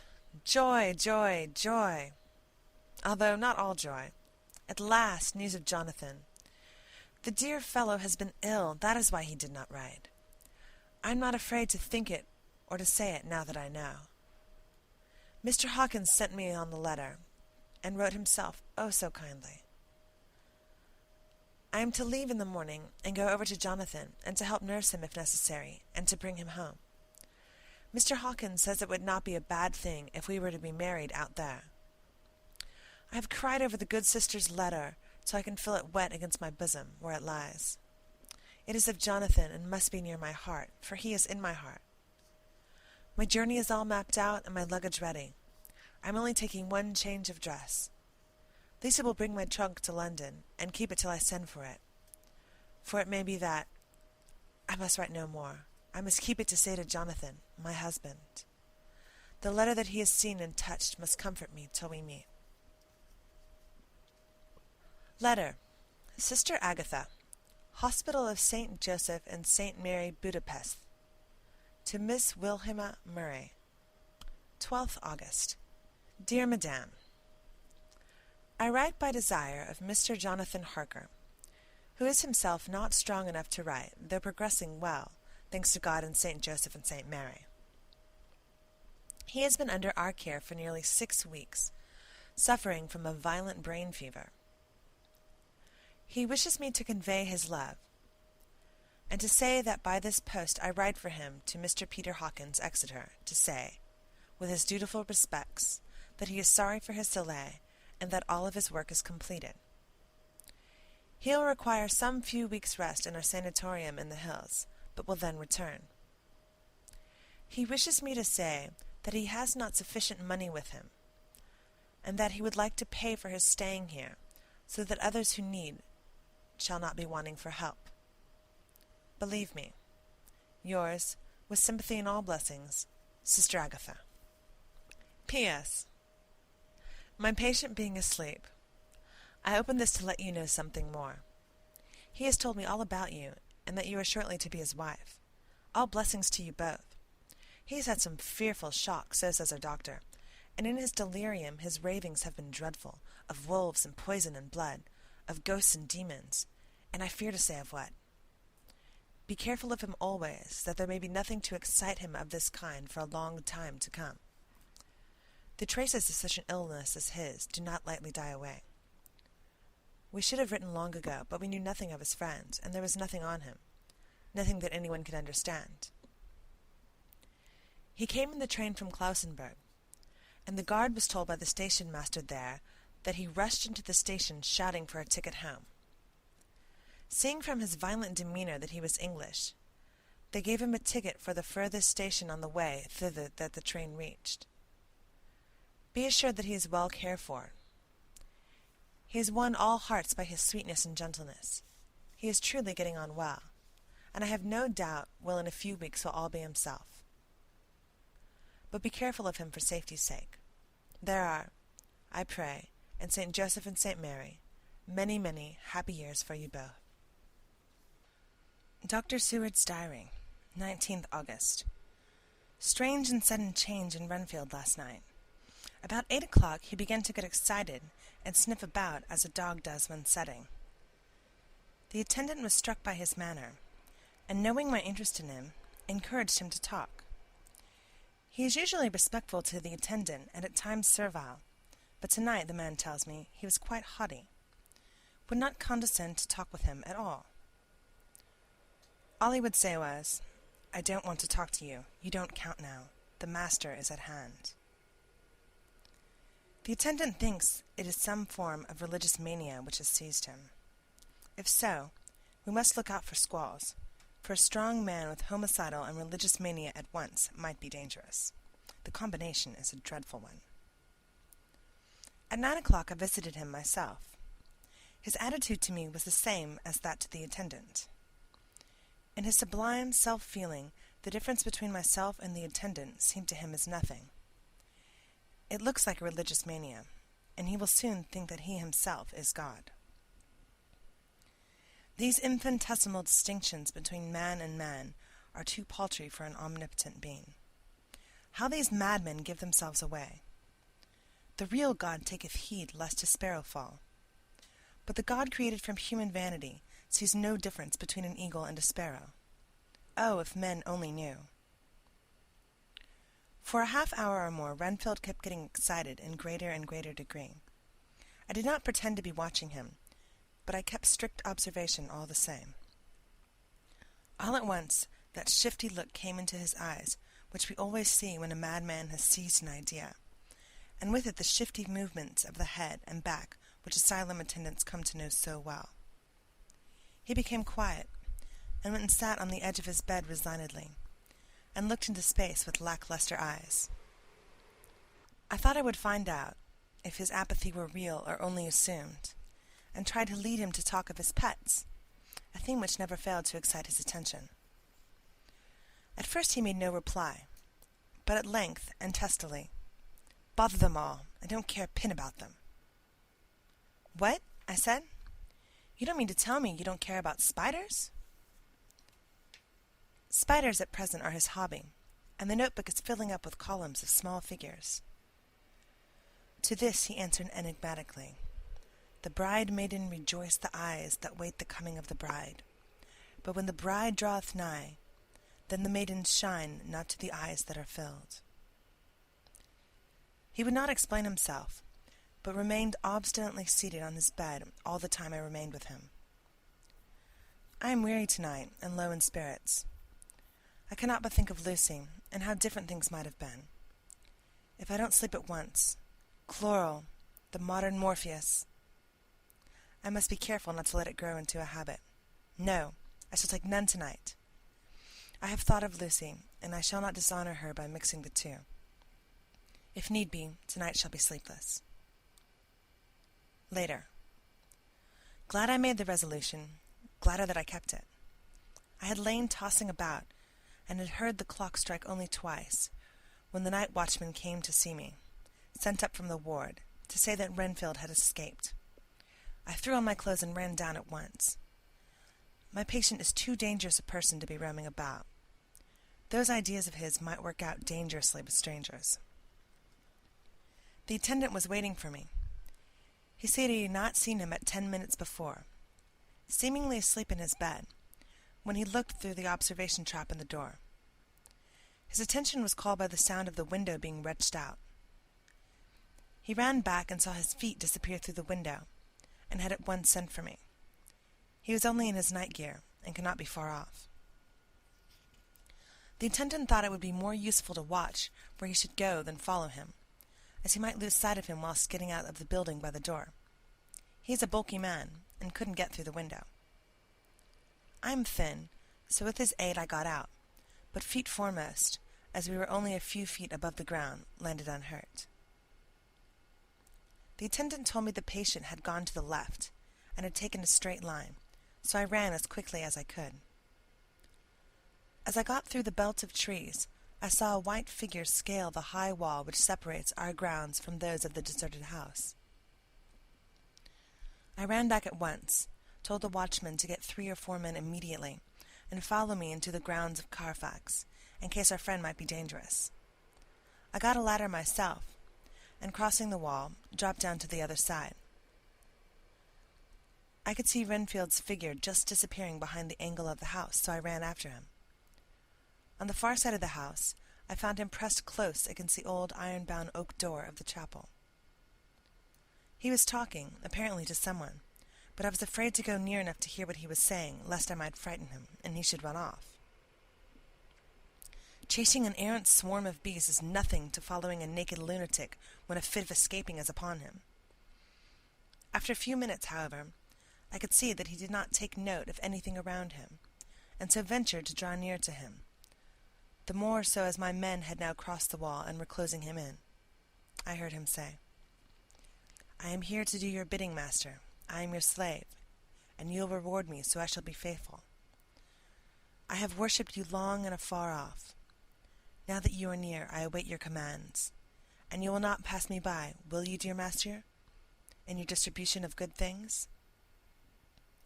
He is a selfish old beggar, anyhow.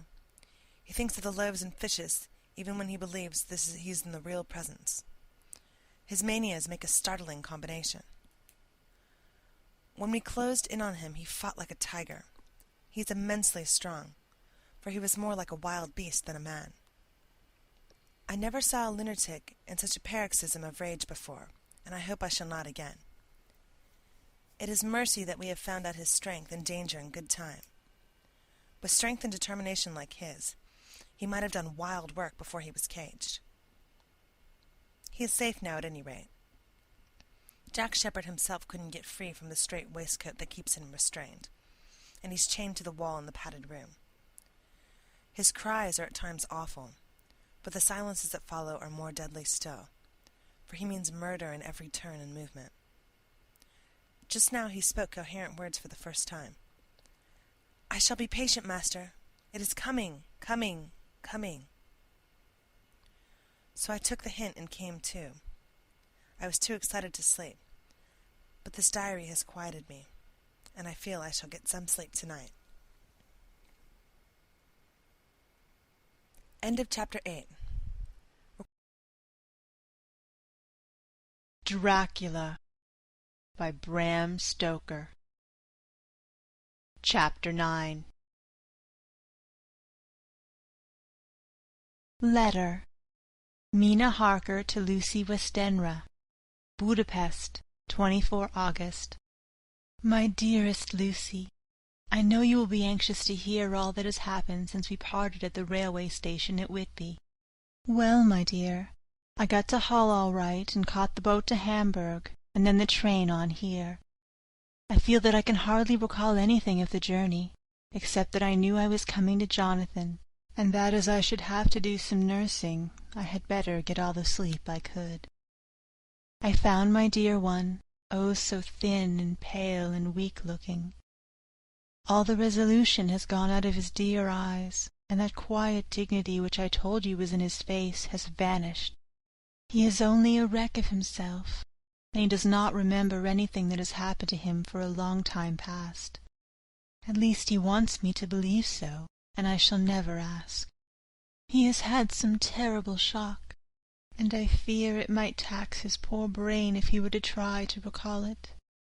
Sister Agatha, who is a good creature and a born nurse, tells me that he wanted her to tell me what they were, but she would only cross herself and say she would never tell, that the ravings of the sick were the secrets of God, and that if a nurse through her vocation should hear them, she should respect her trust.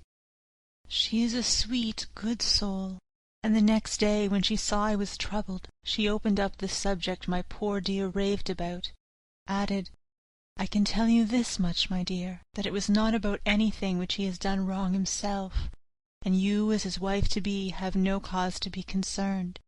He has not forgotten you, or what he owes to you. His fear was of great and terrible things which no mortal can treat of. I do believe the dear soul thought I might be jealous lest my poor dear should have fallen in love with any other girl. The idea of my being jealous about Jonathan! And yet, my dear, let me whisper, I felt a thrill of joy through me when I knew that no other woman was cause for trouble. I am now sitting by his bedside, where I can see his face while he sleeps. He is waking. When he woke, he asked me for his coat, as he wanted to get me something from the pocket. I asked Sister Agatha, and she brought all his things.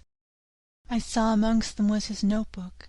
I was going to ask him to let me look at it, for I knew that I might find some clue to his trouble. But I suppose he must have seen my wish in my eyes, for he sent me over to the window, saying he wanted to be quite alone for a moment. Then he called me back, and he said to me very solemnly, "Wilhelmina." I knew then that he was in deadly earnest, for he has never called me by that name since he asked me to marry him. You know, dear, my ideas of the trust between husband and wife. There should be no secret, no concealment. I have had a great shock, and when I try to think of what it is, I feel my head spin round, and I do not know if it was real or the dreaming of the madman. You know I had brain fever, and that is to be mad. The secret is here, and I do not want to know it. I want to take up my life here, with our marriage. For, my dear, we had decided to be married as soon as the formalities are complete. Are you willing, Wilhelmina, to share my ignorance? Here is the book. Take it and keep it.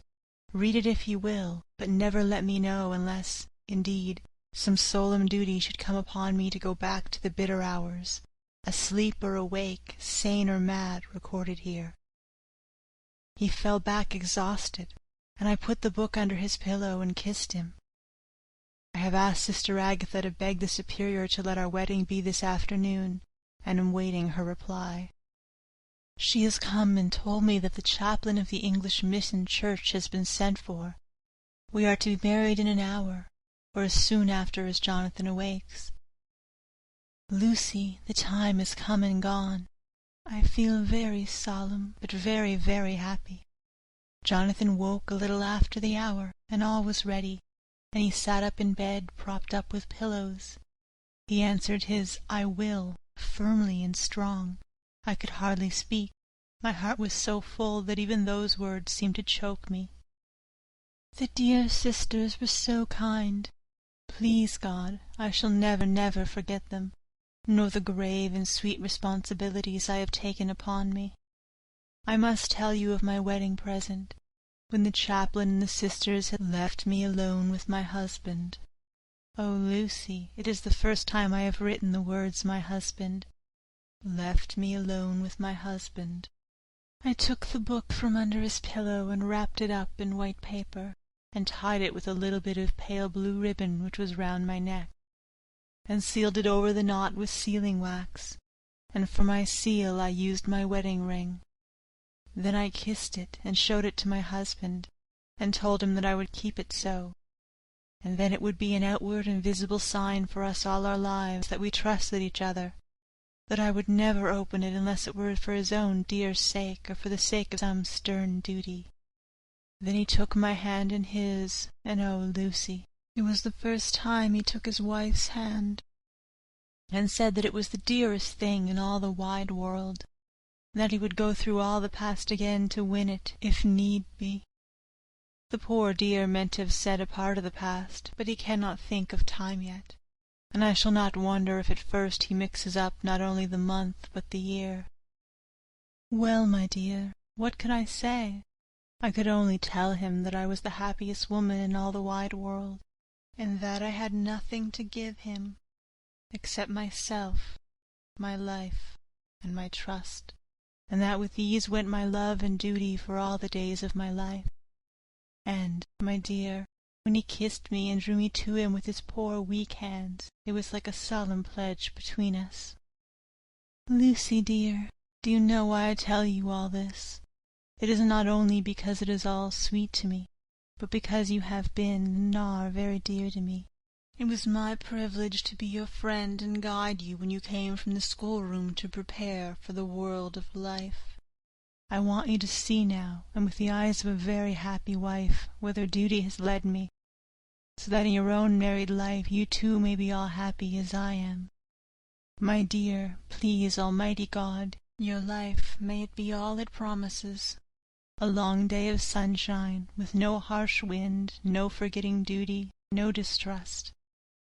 I must not wish you no pain, for that can never be, but I do hope you will always be as happy as I am now.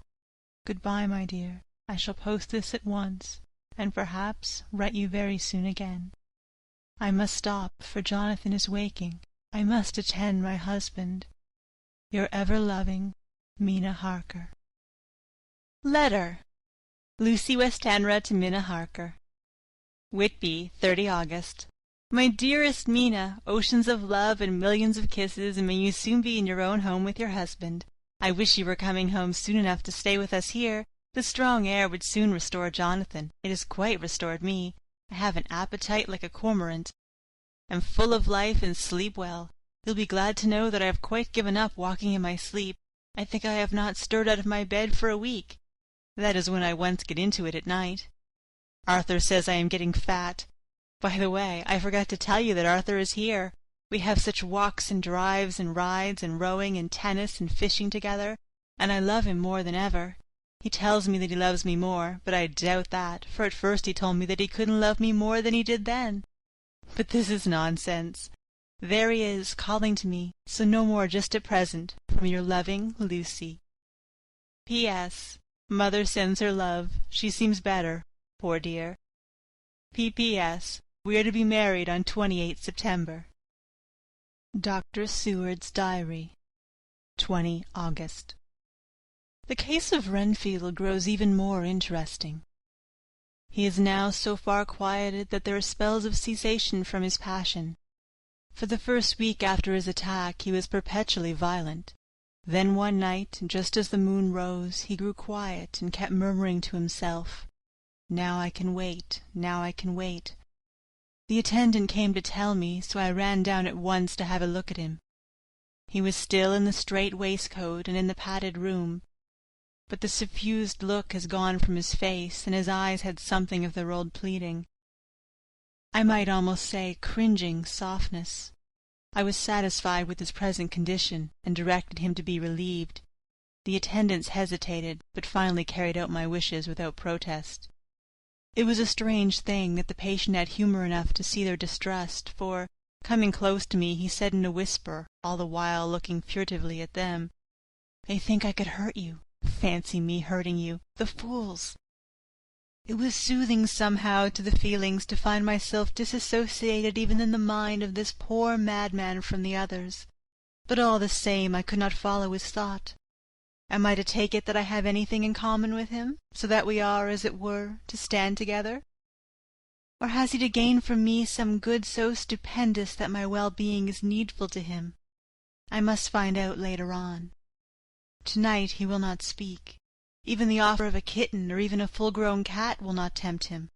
He will only say, "I don't take any stock in cats. I have more to think of now, and I can wait, I can wait." After a while I left him. The attendant tells me that he was quiet until just before dawn, and that then he began to get uneasy, and at length violent, until at last he fell into a paroxysm which exhausted him so that he swooned into a sort of coma. 3 nights has the same thing happened, violent all day, then quiet from moonrise to sunrise. I wish I could get some clue to the cause. It would almost seem as if there was some influence which came and went. Happy thought.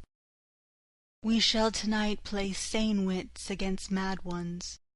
He escaped before without our help. To-night he shall escape with it. We shall give him a chance, and have the men ready to follow in case they are required. 23rd August. The expected always happens. How well Disraeli knew life!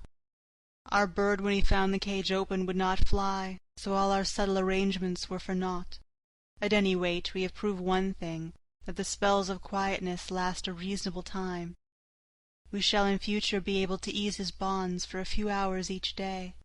I have given orders to the night attendant merely to shut him in the padded room, when once he is quiet, until the hour before sunrise. The poor soul's body will enjoy the relief, even if his mind cannot appreciate it. Hark! The unexpected again! I am called. Patient has once more escaped. Later. Another night adventure. Renfield artfully waited until the attendant was entering the room to inspect. Then he dashed out past him and flew down the passage. I sent word for the attendants to follow. Again he went into the grounds of the deserted house, and we found him in the same place, pressed against the old chapel door. When he saw me he became furious, and had not the attendant seized him in time he would have tried to kill me. As we were holding him, a strange thing happened. He suddenly redoubled his efforts, and then as suddenly grew calm. I looked round instinctively, but could see nothing. Then I caught the patient's eye and followed it, but could trace nothing as it looked into the moonlight sky, except a big bat, which was flapping its silent and ghostly way to the west.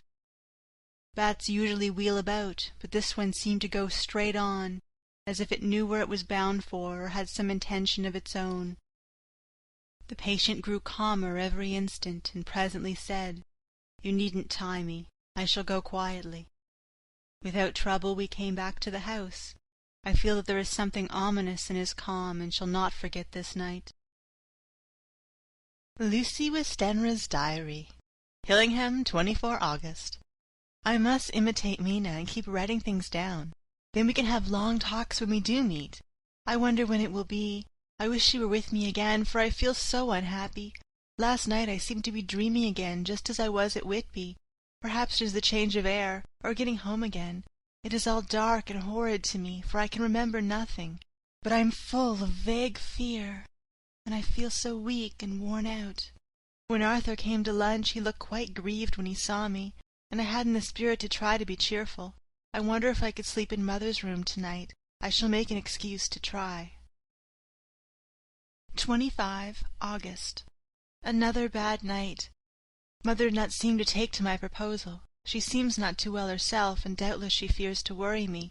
I tried to keep awake, and succeeded for a while, but when the clock struck 12 it waked me from a doze, so I must have been falling asleep. There was a sort of scratching or flapping at the window, but I did not mind it, and as I remember no more, I suppose I must have fallen asleep. More bad dreams. I wish I could remember them. This morning I am horribly weak. My face is ghastly pale, and my throat pains me. It must be something wrong with my lungs, for I don't seem to be getting air enough. I shall try to cheer up when Arthur comes, or else I know he will be miserable to see me so. Letter. Arthur to Dr. Seward. Albemarle Hotel, 31 August. My dear Jack, I want you to do me a favor. Lucy is ill.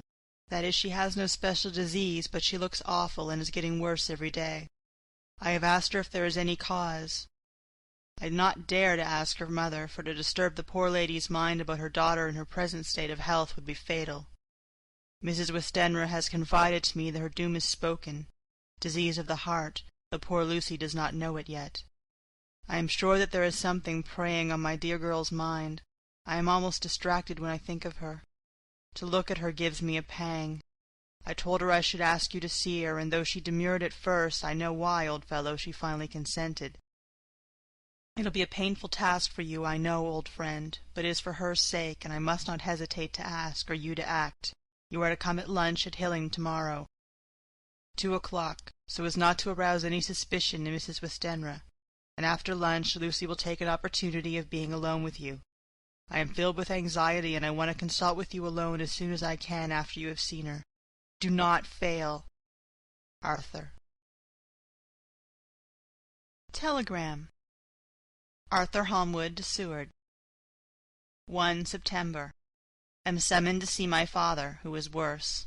Am writing. Write me fully by tonight's post to Ring. Wire me if necessary. Letter. From Dr. Seward to Arthur Holmwood. 2 September.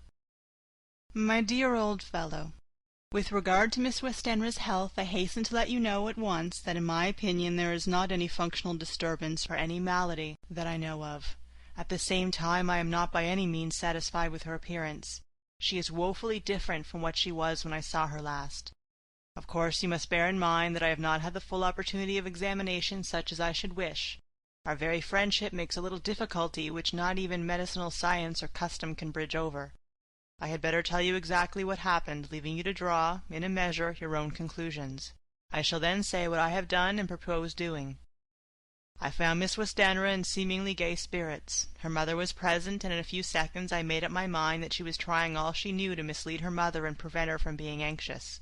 I have no doubt she guesses, if she does not know, what need of caution there is. We lunched alone, and as we all exerted ourselves to be cheerful, we got, as some kind of reward for our labours, some real cheerfulness amongst us. Then Mrs. Westenra went to lie down, and Lucy was left with me. We went into her boudoir. Until we got there her gaiety remained, for the servants were coming and going. As soon as the door was closed, however, the mask fell from her face, and she sunk down into a chair with a great sigh, and hid her eyes with her hand. When I saw that her high spirits had failed, I at once took advantage of her reaction to make a diagnosis. She said to me very sweetly, "I cannot tell you how I loathe talking about myself. I reminded her that a doctor's confidence was sacred, but that you were grievously anxious about her. She caught on to my meaning at once, and settled that matter in a word. Tell Arthur everything you choose.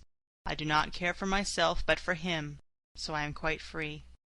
I could easily see that she was somewhat bloodless, but I could not see the usual anemic signs, and by the chance I was able to test the actual quality of her blood.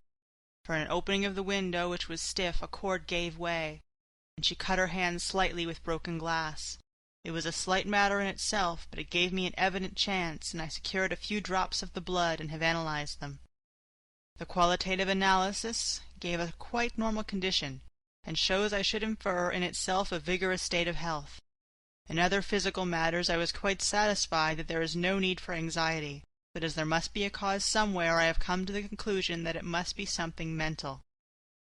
She complains of difficulty breathing satisfactorily at times, and of heavy lethargic sleep, with dreams that frighten her, but regarding which she can remember nothing. She says that as a child she used to walk in her sleep, and that when in Whitby the habit came back, and that once she walked out in the night and went out to Eastcliff, where Miss Murray found her, but she assures me that of late that habit has not returned. I am in doubt, and so have done the best thing I know of. I have written to my old friend and master, Professor Van Helsing, of Amsterdam, who knows as much about obscure diseases as any one in the world.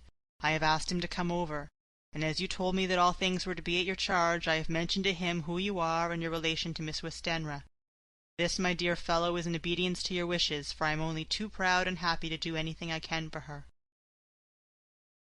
Van Helsing would, I know, do anything for me for a personal reason, so no matter on what ground he comes, we must accept his wishes. He is a seemingly arbitrary man. This is because he knows what he is talking about better than anyone else. He is a philosopher and a metaphysician, and one of the most advanced scientists of his day, and he has, I believe, an absolutely open mind. This, with an iron nerve, a temper of the ice brook, an indomitable resolution, self-command, and toleration, exalted from virtues to blessings, and the kindliest and truest heart that beats. These from his equipment for the noble work that he is doing for mankind, work both in theory and practice, for his views are as wide as his all-embracing sympathy. I tell you these facts that you may know why I have such confidence in him. I have asked him to come at once. I shall see Miss Westenra tomorrow again.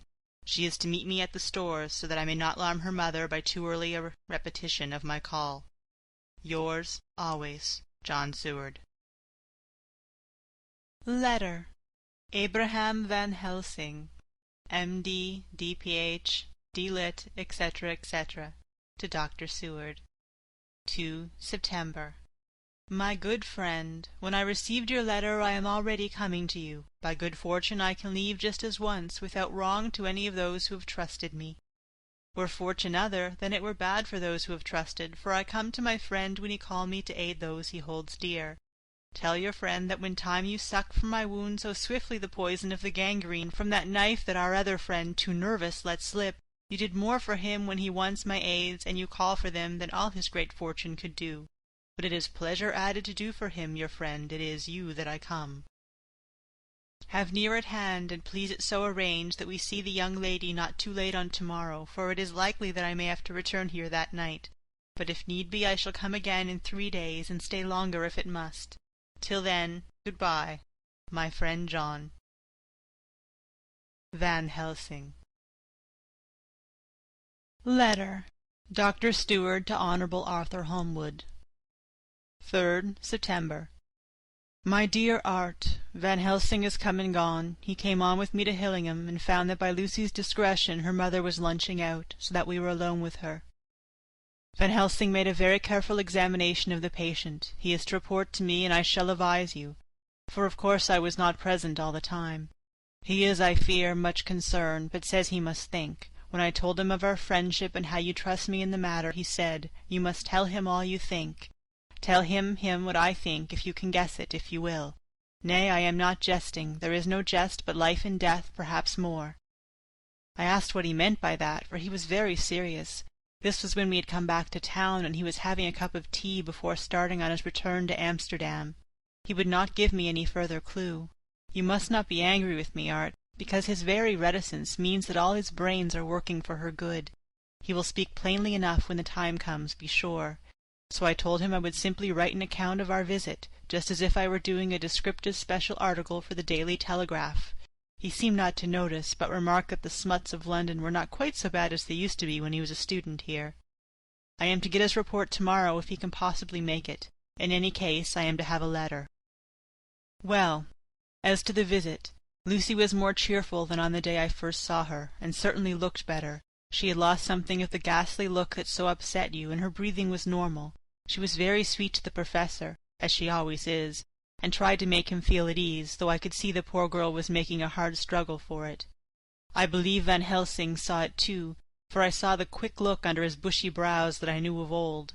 Then he began to chat of all things except ourselves and diseases, and with such an infinite geniality that I could see poor Lucy's pretence of animation merge into reality. Then, without any seeming change, he brought the conversation gently round to his visit, and suavely said, "My dear young miss, I have the so great pleasure because you are so much beloved. That is much, my dear. Even there that which I did not see. They told me you were down in the spirit, and that you were of a ghastly pale. To them I say, poof!" And he snapped his fingers at me and went on. "But you and I shall show them how wrong they are. How can he," and he pointed at me with the same look and gesture as that which he pointed me out in his class, on and rather after a particular occasion which he never fails to remind me of, know anything of a young lady's? He had his madmen to play with, and to bring them back to happiness, and to those that love them. It is much to do, I know, but there are rewards in that we can bestow such happiness. But the young ladies, he has no wife nor daughter, and the young do not tell themselves to the young, but to the old, like me, who have known so many sorrows and the causes of them. So, my dear, we will send him away to smoke the cigarette in the garden, whiles you and I have a little talk all to ourselves." I took the hint and strolled about, and presently the professor came to the window and called me in. He looked grave, but said, "I have made careful examination, but there is no functional cause. With you I agree that there has been much blood lost.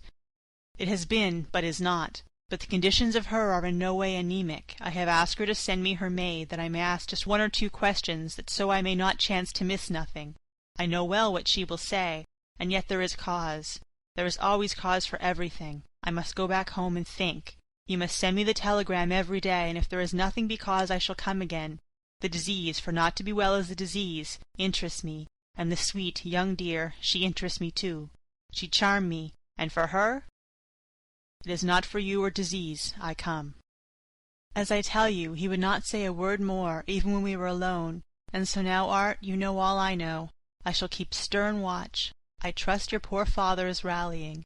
It must be a terrible thing to you, my dear fellow, to be placed in such a position between two people who are both so dear to you. I know your idea of duty to your father, and you are right to stick to it. But if need be, I shall send you word to come at once to Lucy, so not be over-anxious unless you hear from me. Dr. Seward's Diary, 4 September. Zoophagus' patient still keeps up our interest in him. He had only one outburst, and that was yesterday at an unusual time. Just before the stroke of noon he began to grow restless. The attendant knew the symptoms and at once summoned aid. Fortunately the men came at a run, and were just in time, for at the stroke of noon he became so violent that it took all their strength to hold him. In about 5 minutes, however, he began to get more quiet, and finally sank into a sort of melancholy, in which state he has remained up to now. The attendant tells me that his screams while in the paroxysm were really appalling. I found my hands full when I got in, attending to some of the other patients who were frightened by him. Indeed, I can quite understand the effect, for the sounds disturbed even me, though I was some distance away. It is now after the dinner hour of the asylum, and as yet my patient sits in a corner brooding, with a dull, sullen, woe-begone look in his face, which seems rather to indicate than to show something directly. I cannot quite understand it. Later. Another change in my patient. At 5 o'clock I looked in on him and found him seemingly as happy and contented as he used to be. He was catching flies and eating them, and was keeping note of his capture by making nail marks on the edge of the door between the ridges of padding. When he saw me he came over and apologized for his bad conduct, and asked me in a very humble, cringing way to be led back to his own room, and to have his notebook again. I thought it well to humour him, so he is back in his room with the window open. He has the sugar of his tea spread out on the window-sill, and is reaping quite a harvest of flies. He is not now eating them, but putting them into a box as of old, and is already examining the corners of his room to find a spider.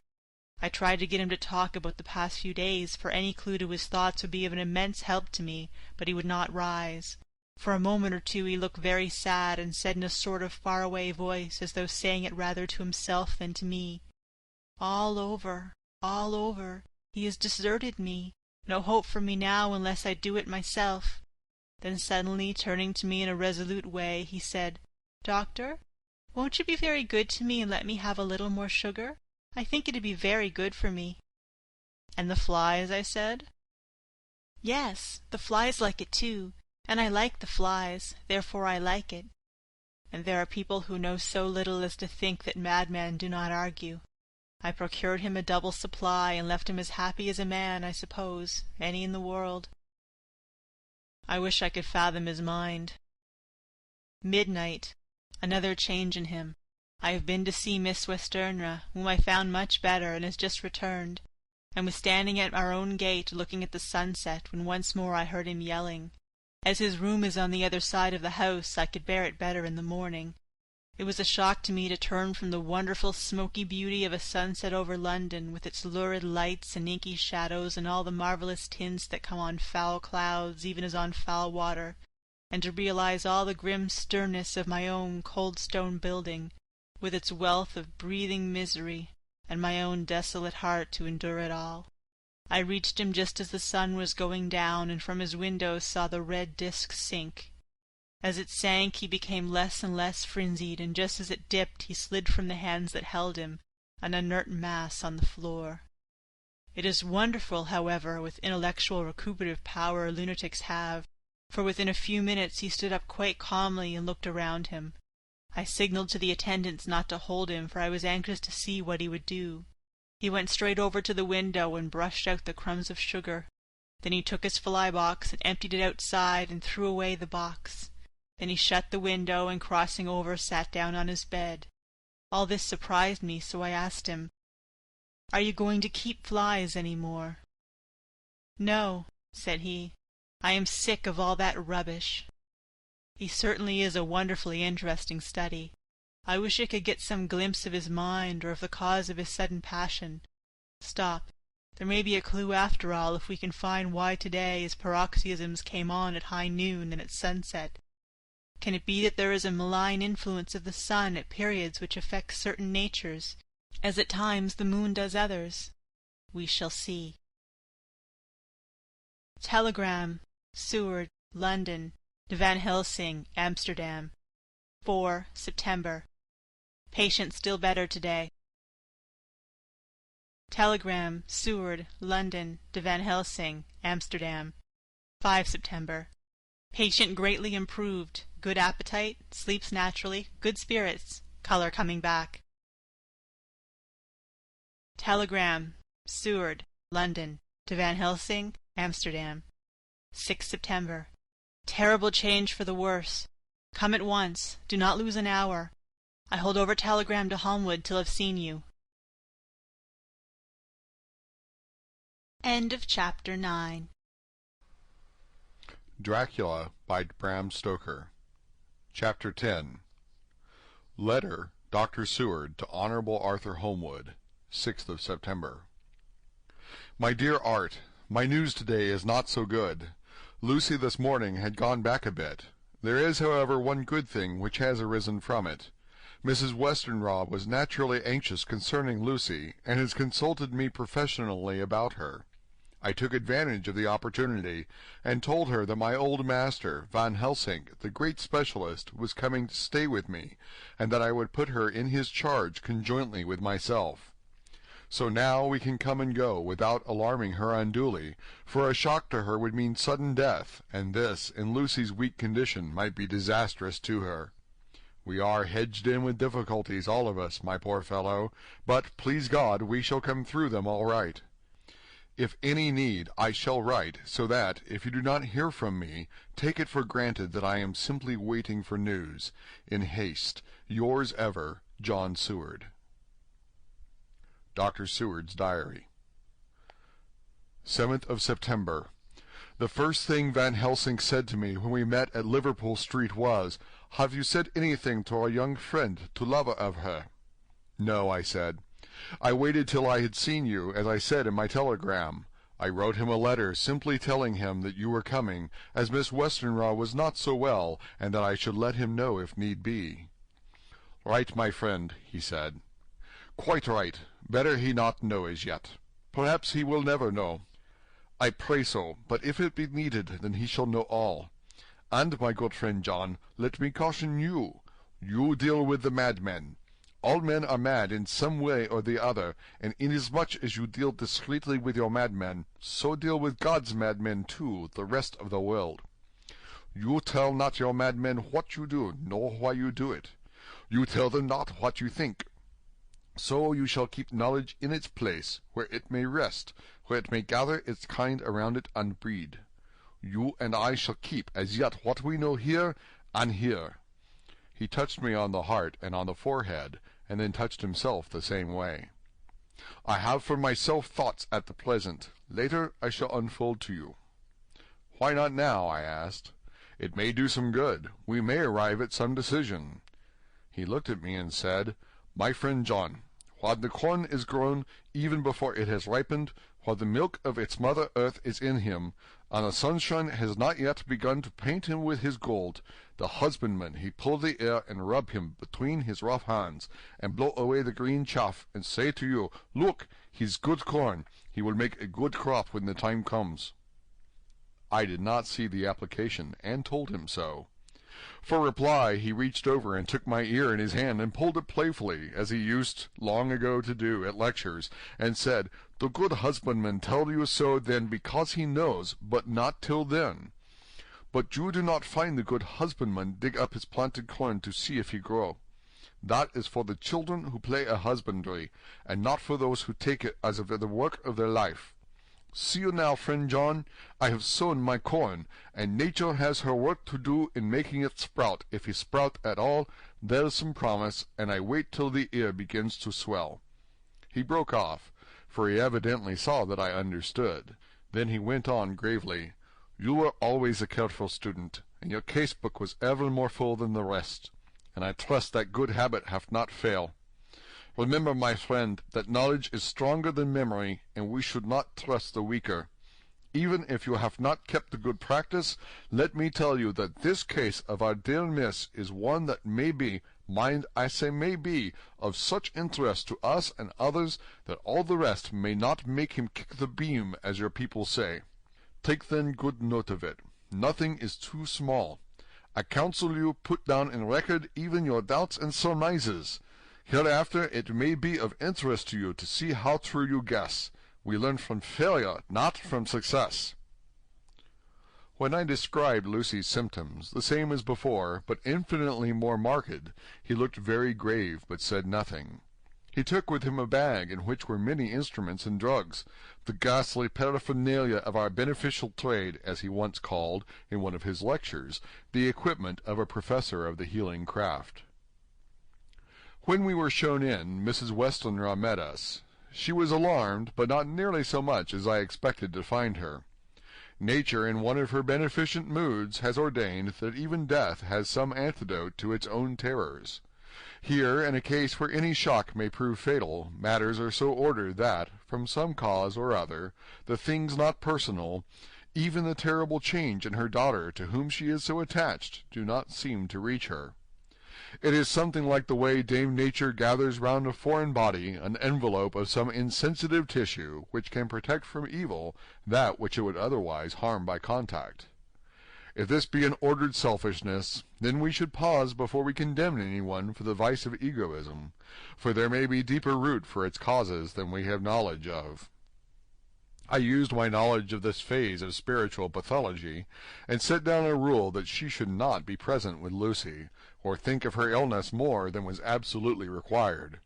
She assented readily, so readily that I saw again the hand of nature fighting for life. Van Helsing and I were shown up to Lucy's room. If I was shocked when I saw her yesterday, I was horrified when I saw her today. She was ghastly, chalkily pale.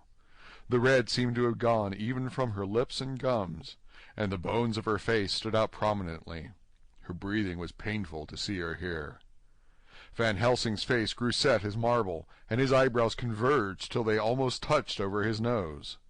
Lucy lay motionless, and did not seem to have strength to speak, so for a while we were all silent. Then Van Helsing beckoned to me, and we went gently out of the room. The instant we had closed the door, he stepped quickly along the passage to the next door, which was open. Then he pulled me quickly in with him and closed the door. "My God," he said, "this is dreadful. There is not time to be lost. She will die for sheer want of blood to keep the heart's action as it should be. There must be a transfusion of blood at once. Is it you or me?" "I am younger and stronger, Professor. It must be me." "Then get ready at once. I will bring up my bag. I am prepared." I went downstairs with him, and as we were going there was a knock at the hall door. When we reached the hall, the maid had just opened the door, and Arthur was stepping quickly in. He rushed up to me, saying in an eager whisper, "Jack, I was so anxious. I read between the lines of your letter, and I have been in an agony. The dad was better, so I ran down here to see for myself.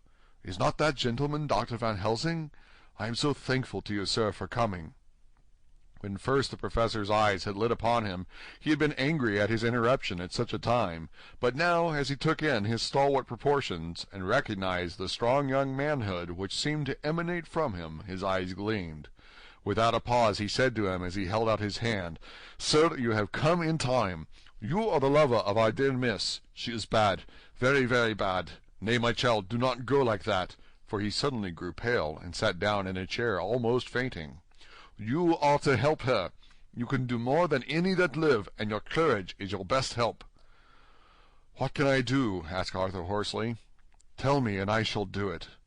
My life is hers, and I would give the last drop of my blood in my body for her." The professor has a strongly humorous side, and I could from old knowledge detect a trace of its origin in his answer. "My young sir, I do not ask so much as that, not the last." "What shall I do?" There was fire in his eyes, and his open nostrils quivered with intent. Van Helsing slapped him on the shoulder. "Come," he said, "you are a man, and it is a man we want. You are better than me, better than my friend John." Arthur looked bewildered, and the professor went on by explaining in a kindly way. "Young miss is bad, very bad. She wants blood, and blood she must have or die. My friend John and I have consulted, and we are about to perform what we call transfusion of blood, to transfer from full veins of one to the empty veins which pint for him.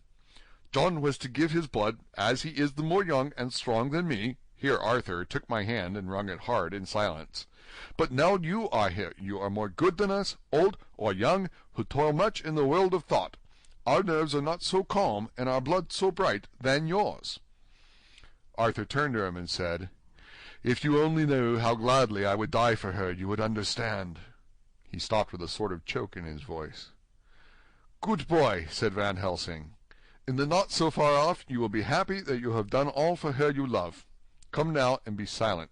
You shall kiss her once before it is done, but then you must go, and you must leave at my sign. Say no word to madame. You know how it is with her. There must be no shock. Any knowledge of this would be one. Come." We all went up to Lucy's room. Arthur, by direction, remained outside. Lucy turned her head and looked at us, but said nothing. She was not asleep, but she was simply too weak to make the effort. Her eyes spoke to us, that was all. Van Helsing took some things from his bag and laid them on a little table out of sight. Then he mixed a narcotic, and coming over to the bed, said cheerily, "Now, little miss, here is your medicine. Drink it off like a good child. See, I lift you so that to swallow is easy, yes." She had made the effort with success. It astonished me how long the drug took to act.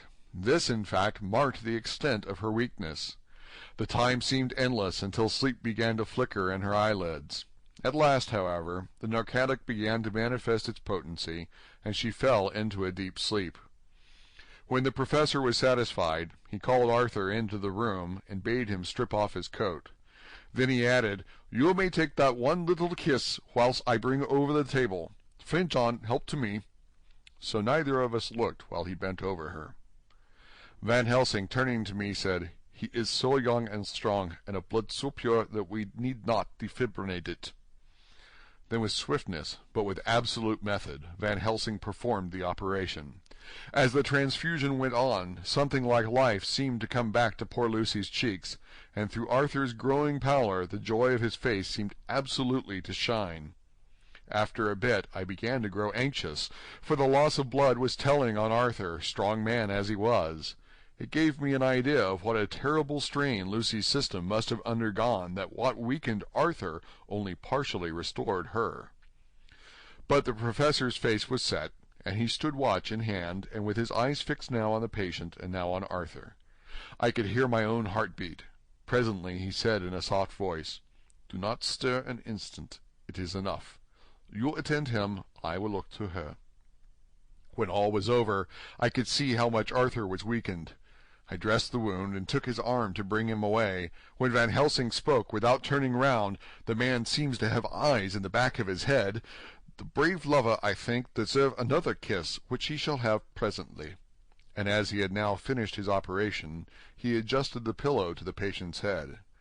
As he did so, the narrow black velvet band, which she seems always to wear round her throat, buckled with an old diamond buckle which her lover had given her, was dragged a little up, and showed a red mark on her throat. Arthur did not notice it, but I could hear the deep hiss of indrawn breath, which is one of Van Helsing's ways of betraying emotion. He said nothing at the moment, but turned to me, saying, "Now take him down, our brave young lover. Give him of the port wine, and let him lie down a while. He must then go home and rest, sleep much, and eat much, that he may be recruited of what he has so given to his love. He must not stay here. Hold a moment. I may take it, sir, that you are anxious of result. Then bring it with you, that in all ways the operation is successful. You have saved her life this time, and you can go home and rest easy in mind that all that can be is. I shall tell her all when she is well. She shall love you none the less for what you have done. Good-bye." When Arthur had gone, I went back to the room. Lucy was sleeping gently, but her breathing was stronger. I could see the counterpane move as her breast heaved. By the bedside sat Van Helsing, looking at her intently. The velvet band again covered the red mark. I asked the professor in a whisper, "What do you make of that mark on her throat?" "What do you make of it?" "I have not examined it yet," I answered, and then and there proceeded to loose the band. Just over the external jugular vein there were 2 punctures, not large, but not wholesome-looking. There was no sign of disease, but the edges were white and worn-looking, as if by some trituration. It at once occurred to me that this wound, or whatever it was, might be the means of that manifest loss of blood. But I abandoned the idea as soon as it formed, for such a thing could not be. The whole bed would have been drenched to a scarlet with the blood which the girl must have lost to leave such a pallor as she had before the transfusion. "Well?" said Van Helsing. "Well," said I can make nothing of it." The professor stood up. "I must go back to Amsterdam tonight," he said. "There are books and things there which I want. You must remain here all night, and you must not let your sight pass from her." "Shall I have a nurse?" I asked. "We are the best nurses, you and I. You keep watch all night. See that she is well fed, and that nothing disturbs her. You must not sleep all the night. Later on we can sleep, you and I. I shall be back as soon as possible, and then we may begin." "May begin?" I said. "What on earth do you mean?" "We shall see," he answered, as he hurried out. He came back a moment later, and put his head inside the door, and said, with a warning finger held up, "Remember, she is your charge. If you leave her and harm befall, you shall not sleep easy hereafter." Dr. Seward's Diary continued. 8th of September. I sat up all night with Lucy. The opiate worked itself off towards dusk, and she waked naturally. She looked a different being from what she had been before the operation. Her spirits even were good, and she was full of a happy vivacity, but I could see evidences of the absolute prostration which she had undergone. When I told Mrs. Westenra that Dr. Van Helsing had directed that I should sit up with her, she almost pooh-poohed the idea, pointing out her daughter's renewed strength and excellent spirits. I was firm, however, and made preparations for my long vigil. When her maid had prepared her for the night, I came in, having in the meantime had supper, and took a seat by the bedside. She did not in any way make objection, but she looked at me gratefully whenever I caught her eye. After a long spell she seemed sinking off to sleep, but with an effort seemed to pull herself together and shook it off. It was apparent that she did not want to sleep, so I tackled the subject at once. "You do not want to sleep?" "No, I am afraid." "Afraid to go to sleep? Why so? It is the boon we all crave for." "Oh, not if you were like me, if sleep was to you a presage of horror."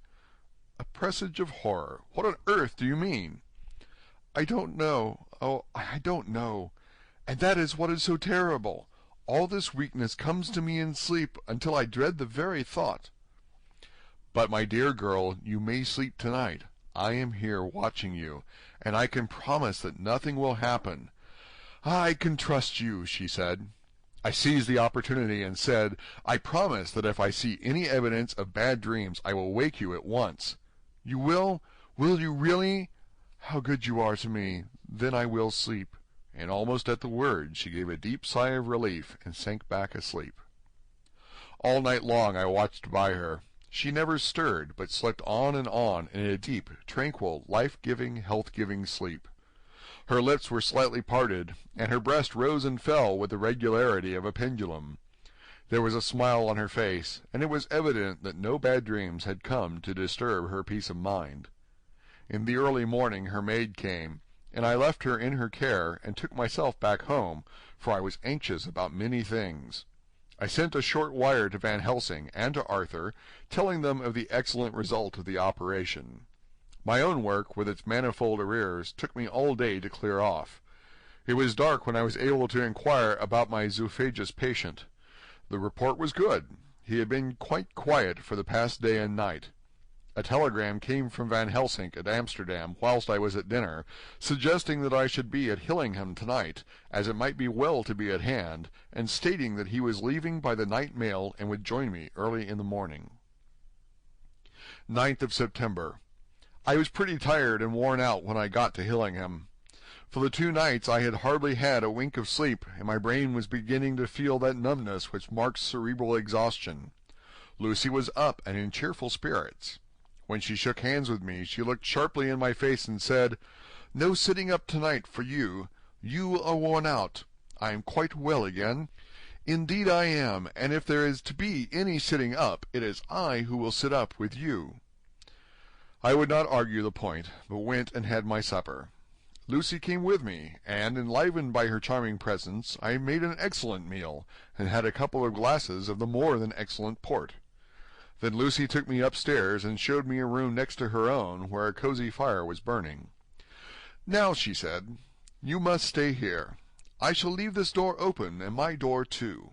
You can lie on the sofa, for I know that nothing would induce any of you doctors to go to bed whilst there is a patient above the horizon. If I want anything, I shall call out, and you can come to me at once." I could not but acquiesce, for I was dog-tired, and could not have sat up had I tried. So, on her renewing her promise to call me if she should want anything, I lay on the sofa and forgot all about everything. Lucy Westenra's Diary. 9th of September. I feel so happy tonight. I have been so miserably weak that to be able to think and move about is like feeling sunshine after a long spell of east wind out of a still sky. Somehow Arthur feels very, very close to me. I seem to feel his presence warm about me. I suppose it is that sickness and weakness are selfish things, and turn our inner eyes in sympathy on ourselves, whilst health and strength give love rein, and in thought and feeling he can wander where he wills.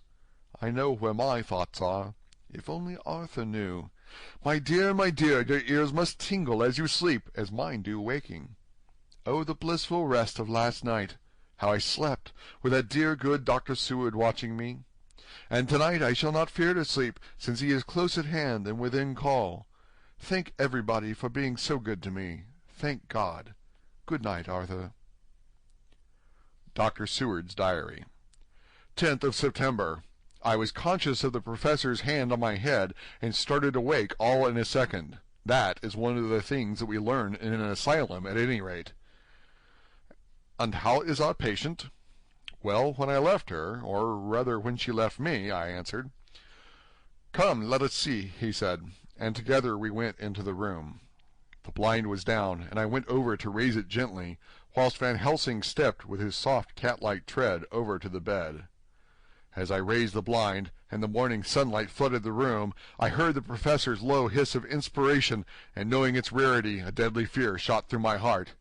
As I passed over, he moved back, and his exclamation of horror, Gott in Himmel, needed no enforcement from his agonized face. He raised his hand and pointed to the bed, and his iron face was drawn and ashen white. I felt my knees begin to tremble. There on the bed, seemingly in a swoon, lay poor Lucy, more horribly white and wan-looking than ever. Even the lips were white, and the gums seemed to have shrunken back from the teeth, as we sometimes see in a corpse after a prolonged illness. Van Helsing raised his foot to stamp in anger, but the instinct of his life and all the long years of habit stood to him, and he put it down again softly. "Quick," he said, "bring the brandy." I flew to the dining room and returned with a decanter. He wetted the poor white lips with it, and together we rubbed palm and wrist and heart. He felt her heart, and after a few moments of agonizing suspense said, "It is not too late. It beats, though but feebly. All our work is undone. We must begin again. There is no young Arthur here now. I have to call on you yourself this time, friend John." As he spoke, he was dipping into his bag and producing the instruments of transfusion. I had taken off my coat and rolled up my shirt-sleeve. There was no possibility of an opiate just at present, and no need of one, and so without a moment's delay we began the operation. After a time, it did not seem a short time either, for the draining away of one's blood, no matter how willingly it be given, is a terrible feeling. Van Helsing held up a warning finger. "Do not stir," he said, "but I fear that with growing strength she may wake, and that would make danger, oh, so much danger. But I shall precaution take. I shall give hypodermic injection of morphia." He proceeded then swiftly and deftly to carry out his intent. The effect on Lucy was not bad, for the faint seemed to merge subtly into the narcotic sleep. It was with a feeling of personal pride that I could see a faint tinge of color steal back into the pallid cheeks and lips. No man knows, till he experiences it, what it is to feel his own life-blood drawn away into the veins of the woman he loves. The professor watched me critically. "That will do," he said. "Already?" I remonstrated. "You took a great deal more from Art." To which he smiled a sad sort of smile as he replied, "He is her lover, her fiancé. You have work, much work to do for her and for others, and the present will suffice." When we stopped the operation, he attended to Lucy, whilst I applied digital pressure to my own incision. I laid down while I waited his leisure to attend to me, for I felt faint and a little sick. By and by he bound up my wound, and sent me downstairs to get a glass of wine for myself. As I was leaving the room, he came after me and half whispered, "Mind, nothing must be said of this. If our young lover should turn up unexpected, as before, no word to him. It would at once frighten him and enjealous him too. There must be none. So." When I came back, he looked at me carefully, and then said, "You are not much the worse. Go into the room and lie on your sofa and rest a while. Then have much breakfast, and come here to me." I followed out his orders, for I knew how right and wise they were. I had done my part, and now my next duty was to keep up my strength. I felt very weak, and in the weakness lost something of the amazement at what had occurred. I fell asleep on the sofa, however, wondering over and over again how Lucy had made such a retrograde movement, and how she could have been drained of so much blood with no sign anywhere to show for it.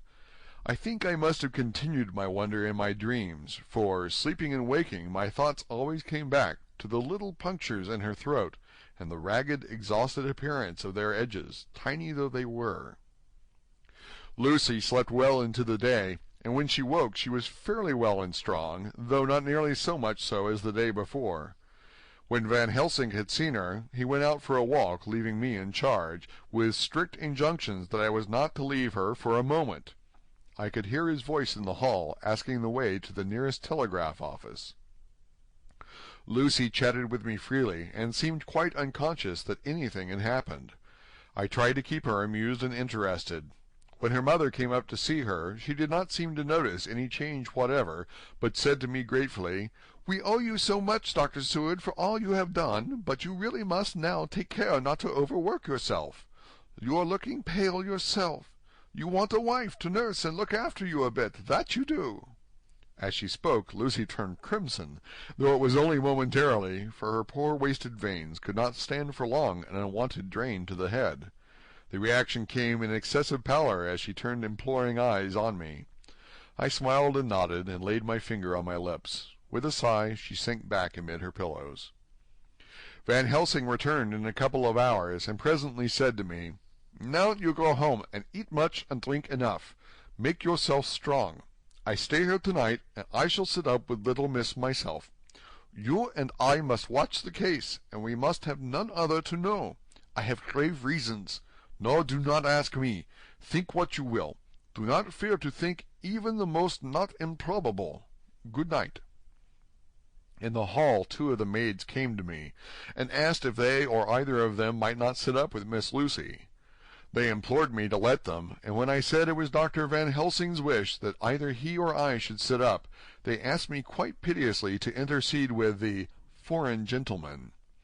I was much touched by their kindness. Perhaps it is because I am weak at present, and perhaps because it was on Lucy's account that their devotion was manifested. For over and over again have I seen similar instances of woman's kindness. I got back here in time for a late dinner, went my rounds, all well, and set this down whilst waiting for sleep. It is coming. 11th of September. This afternoon I went over to Hillingham. Found Van Helsing in excellent spirits, and Lucy much better. Shortly after I had arrived, a big parcel from abroad came for the professor. He opened it with much impressment, assumed of course, and showed a great bundle of white flowers. "These are for you, Miss Lucy," he said. "For me? Oh, Dr. Van Helsing." "Yes, my dear, but not for you to play with. These are medicines." Here Lucy made a wry face. "Nay, but they are not to take in a decoction or in nauseous form, so you need not snub that so charming nose, or I shall point out to my friend Arthur what woes he may have to endure in seeing so much beauty that he so loves so much distort. Ah, my pretty miss, that bring the so nice nose all straight again. This is medicinal, but you do not know how. I put him in your window. I make pretty wreath and hang him round your neck, so you sleep well. Oh yes, they, like the lotus flower, make your trouble forgotten. It smells so like the waters of Lethe, and of that fountain of youth that the conquistadores sought for in the Floridas, and find him all too late." Whilst he was speaking, Lucy had been examining the flowers and smelling them.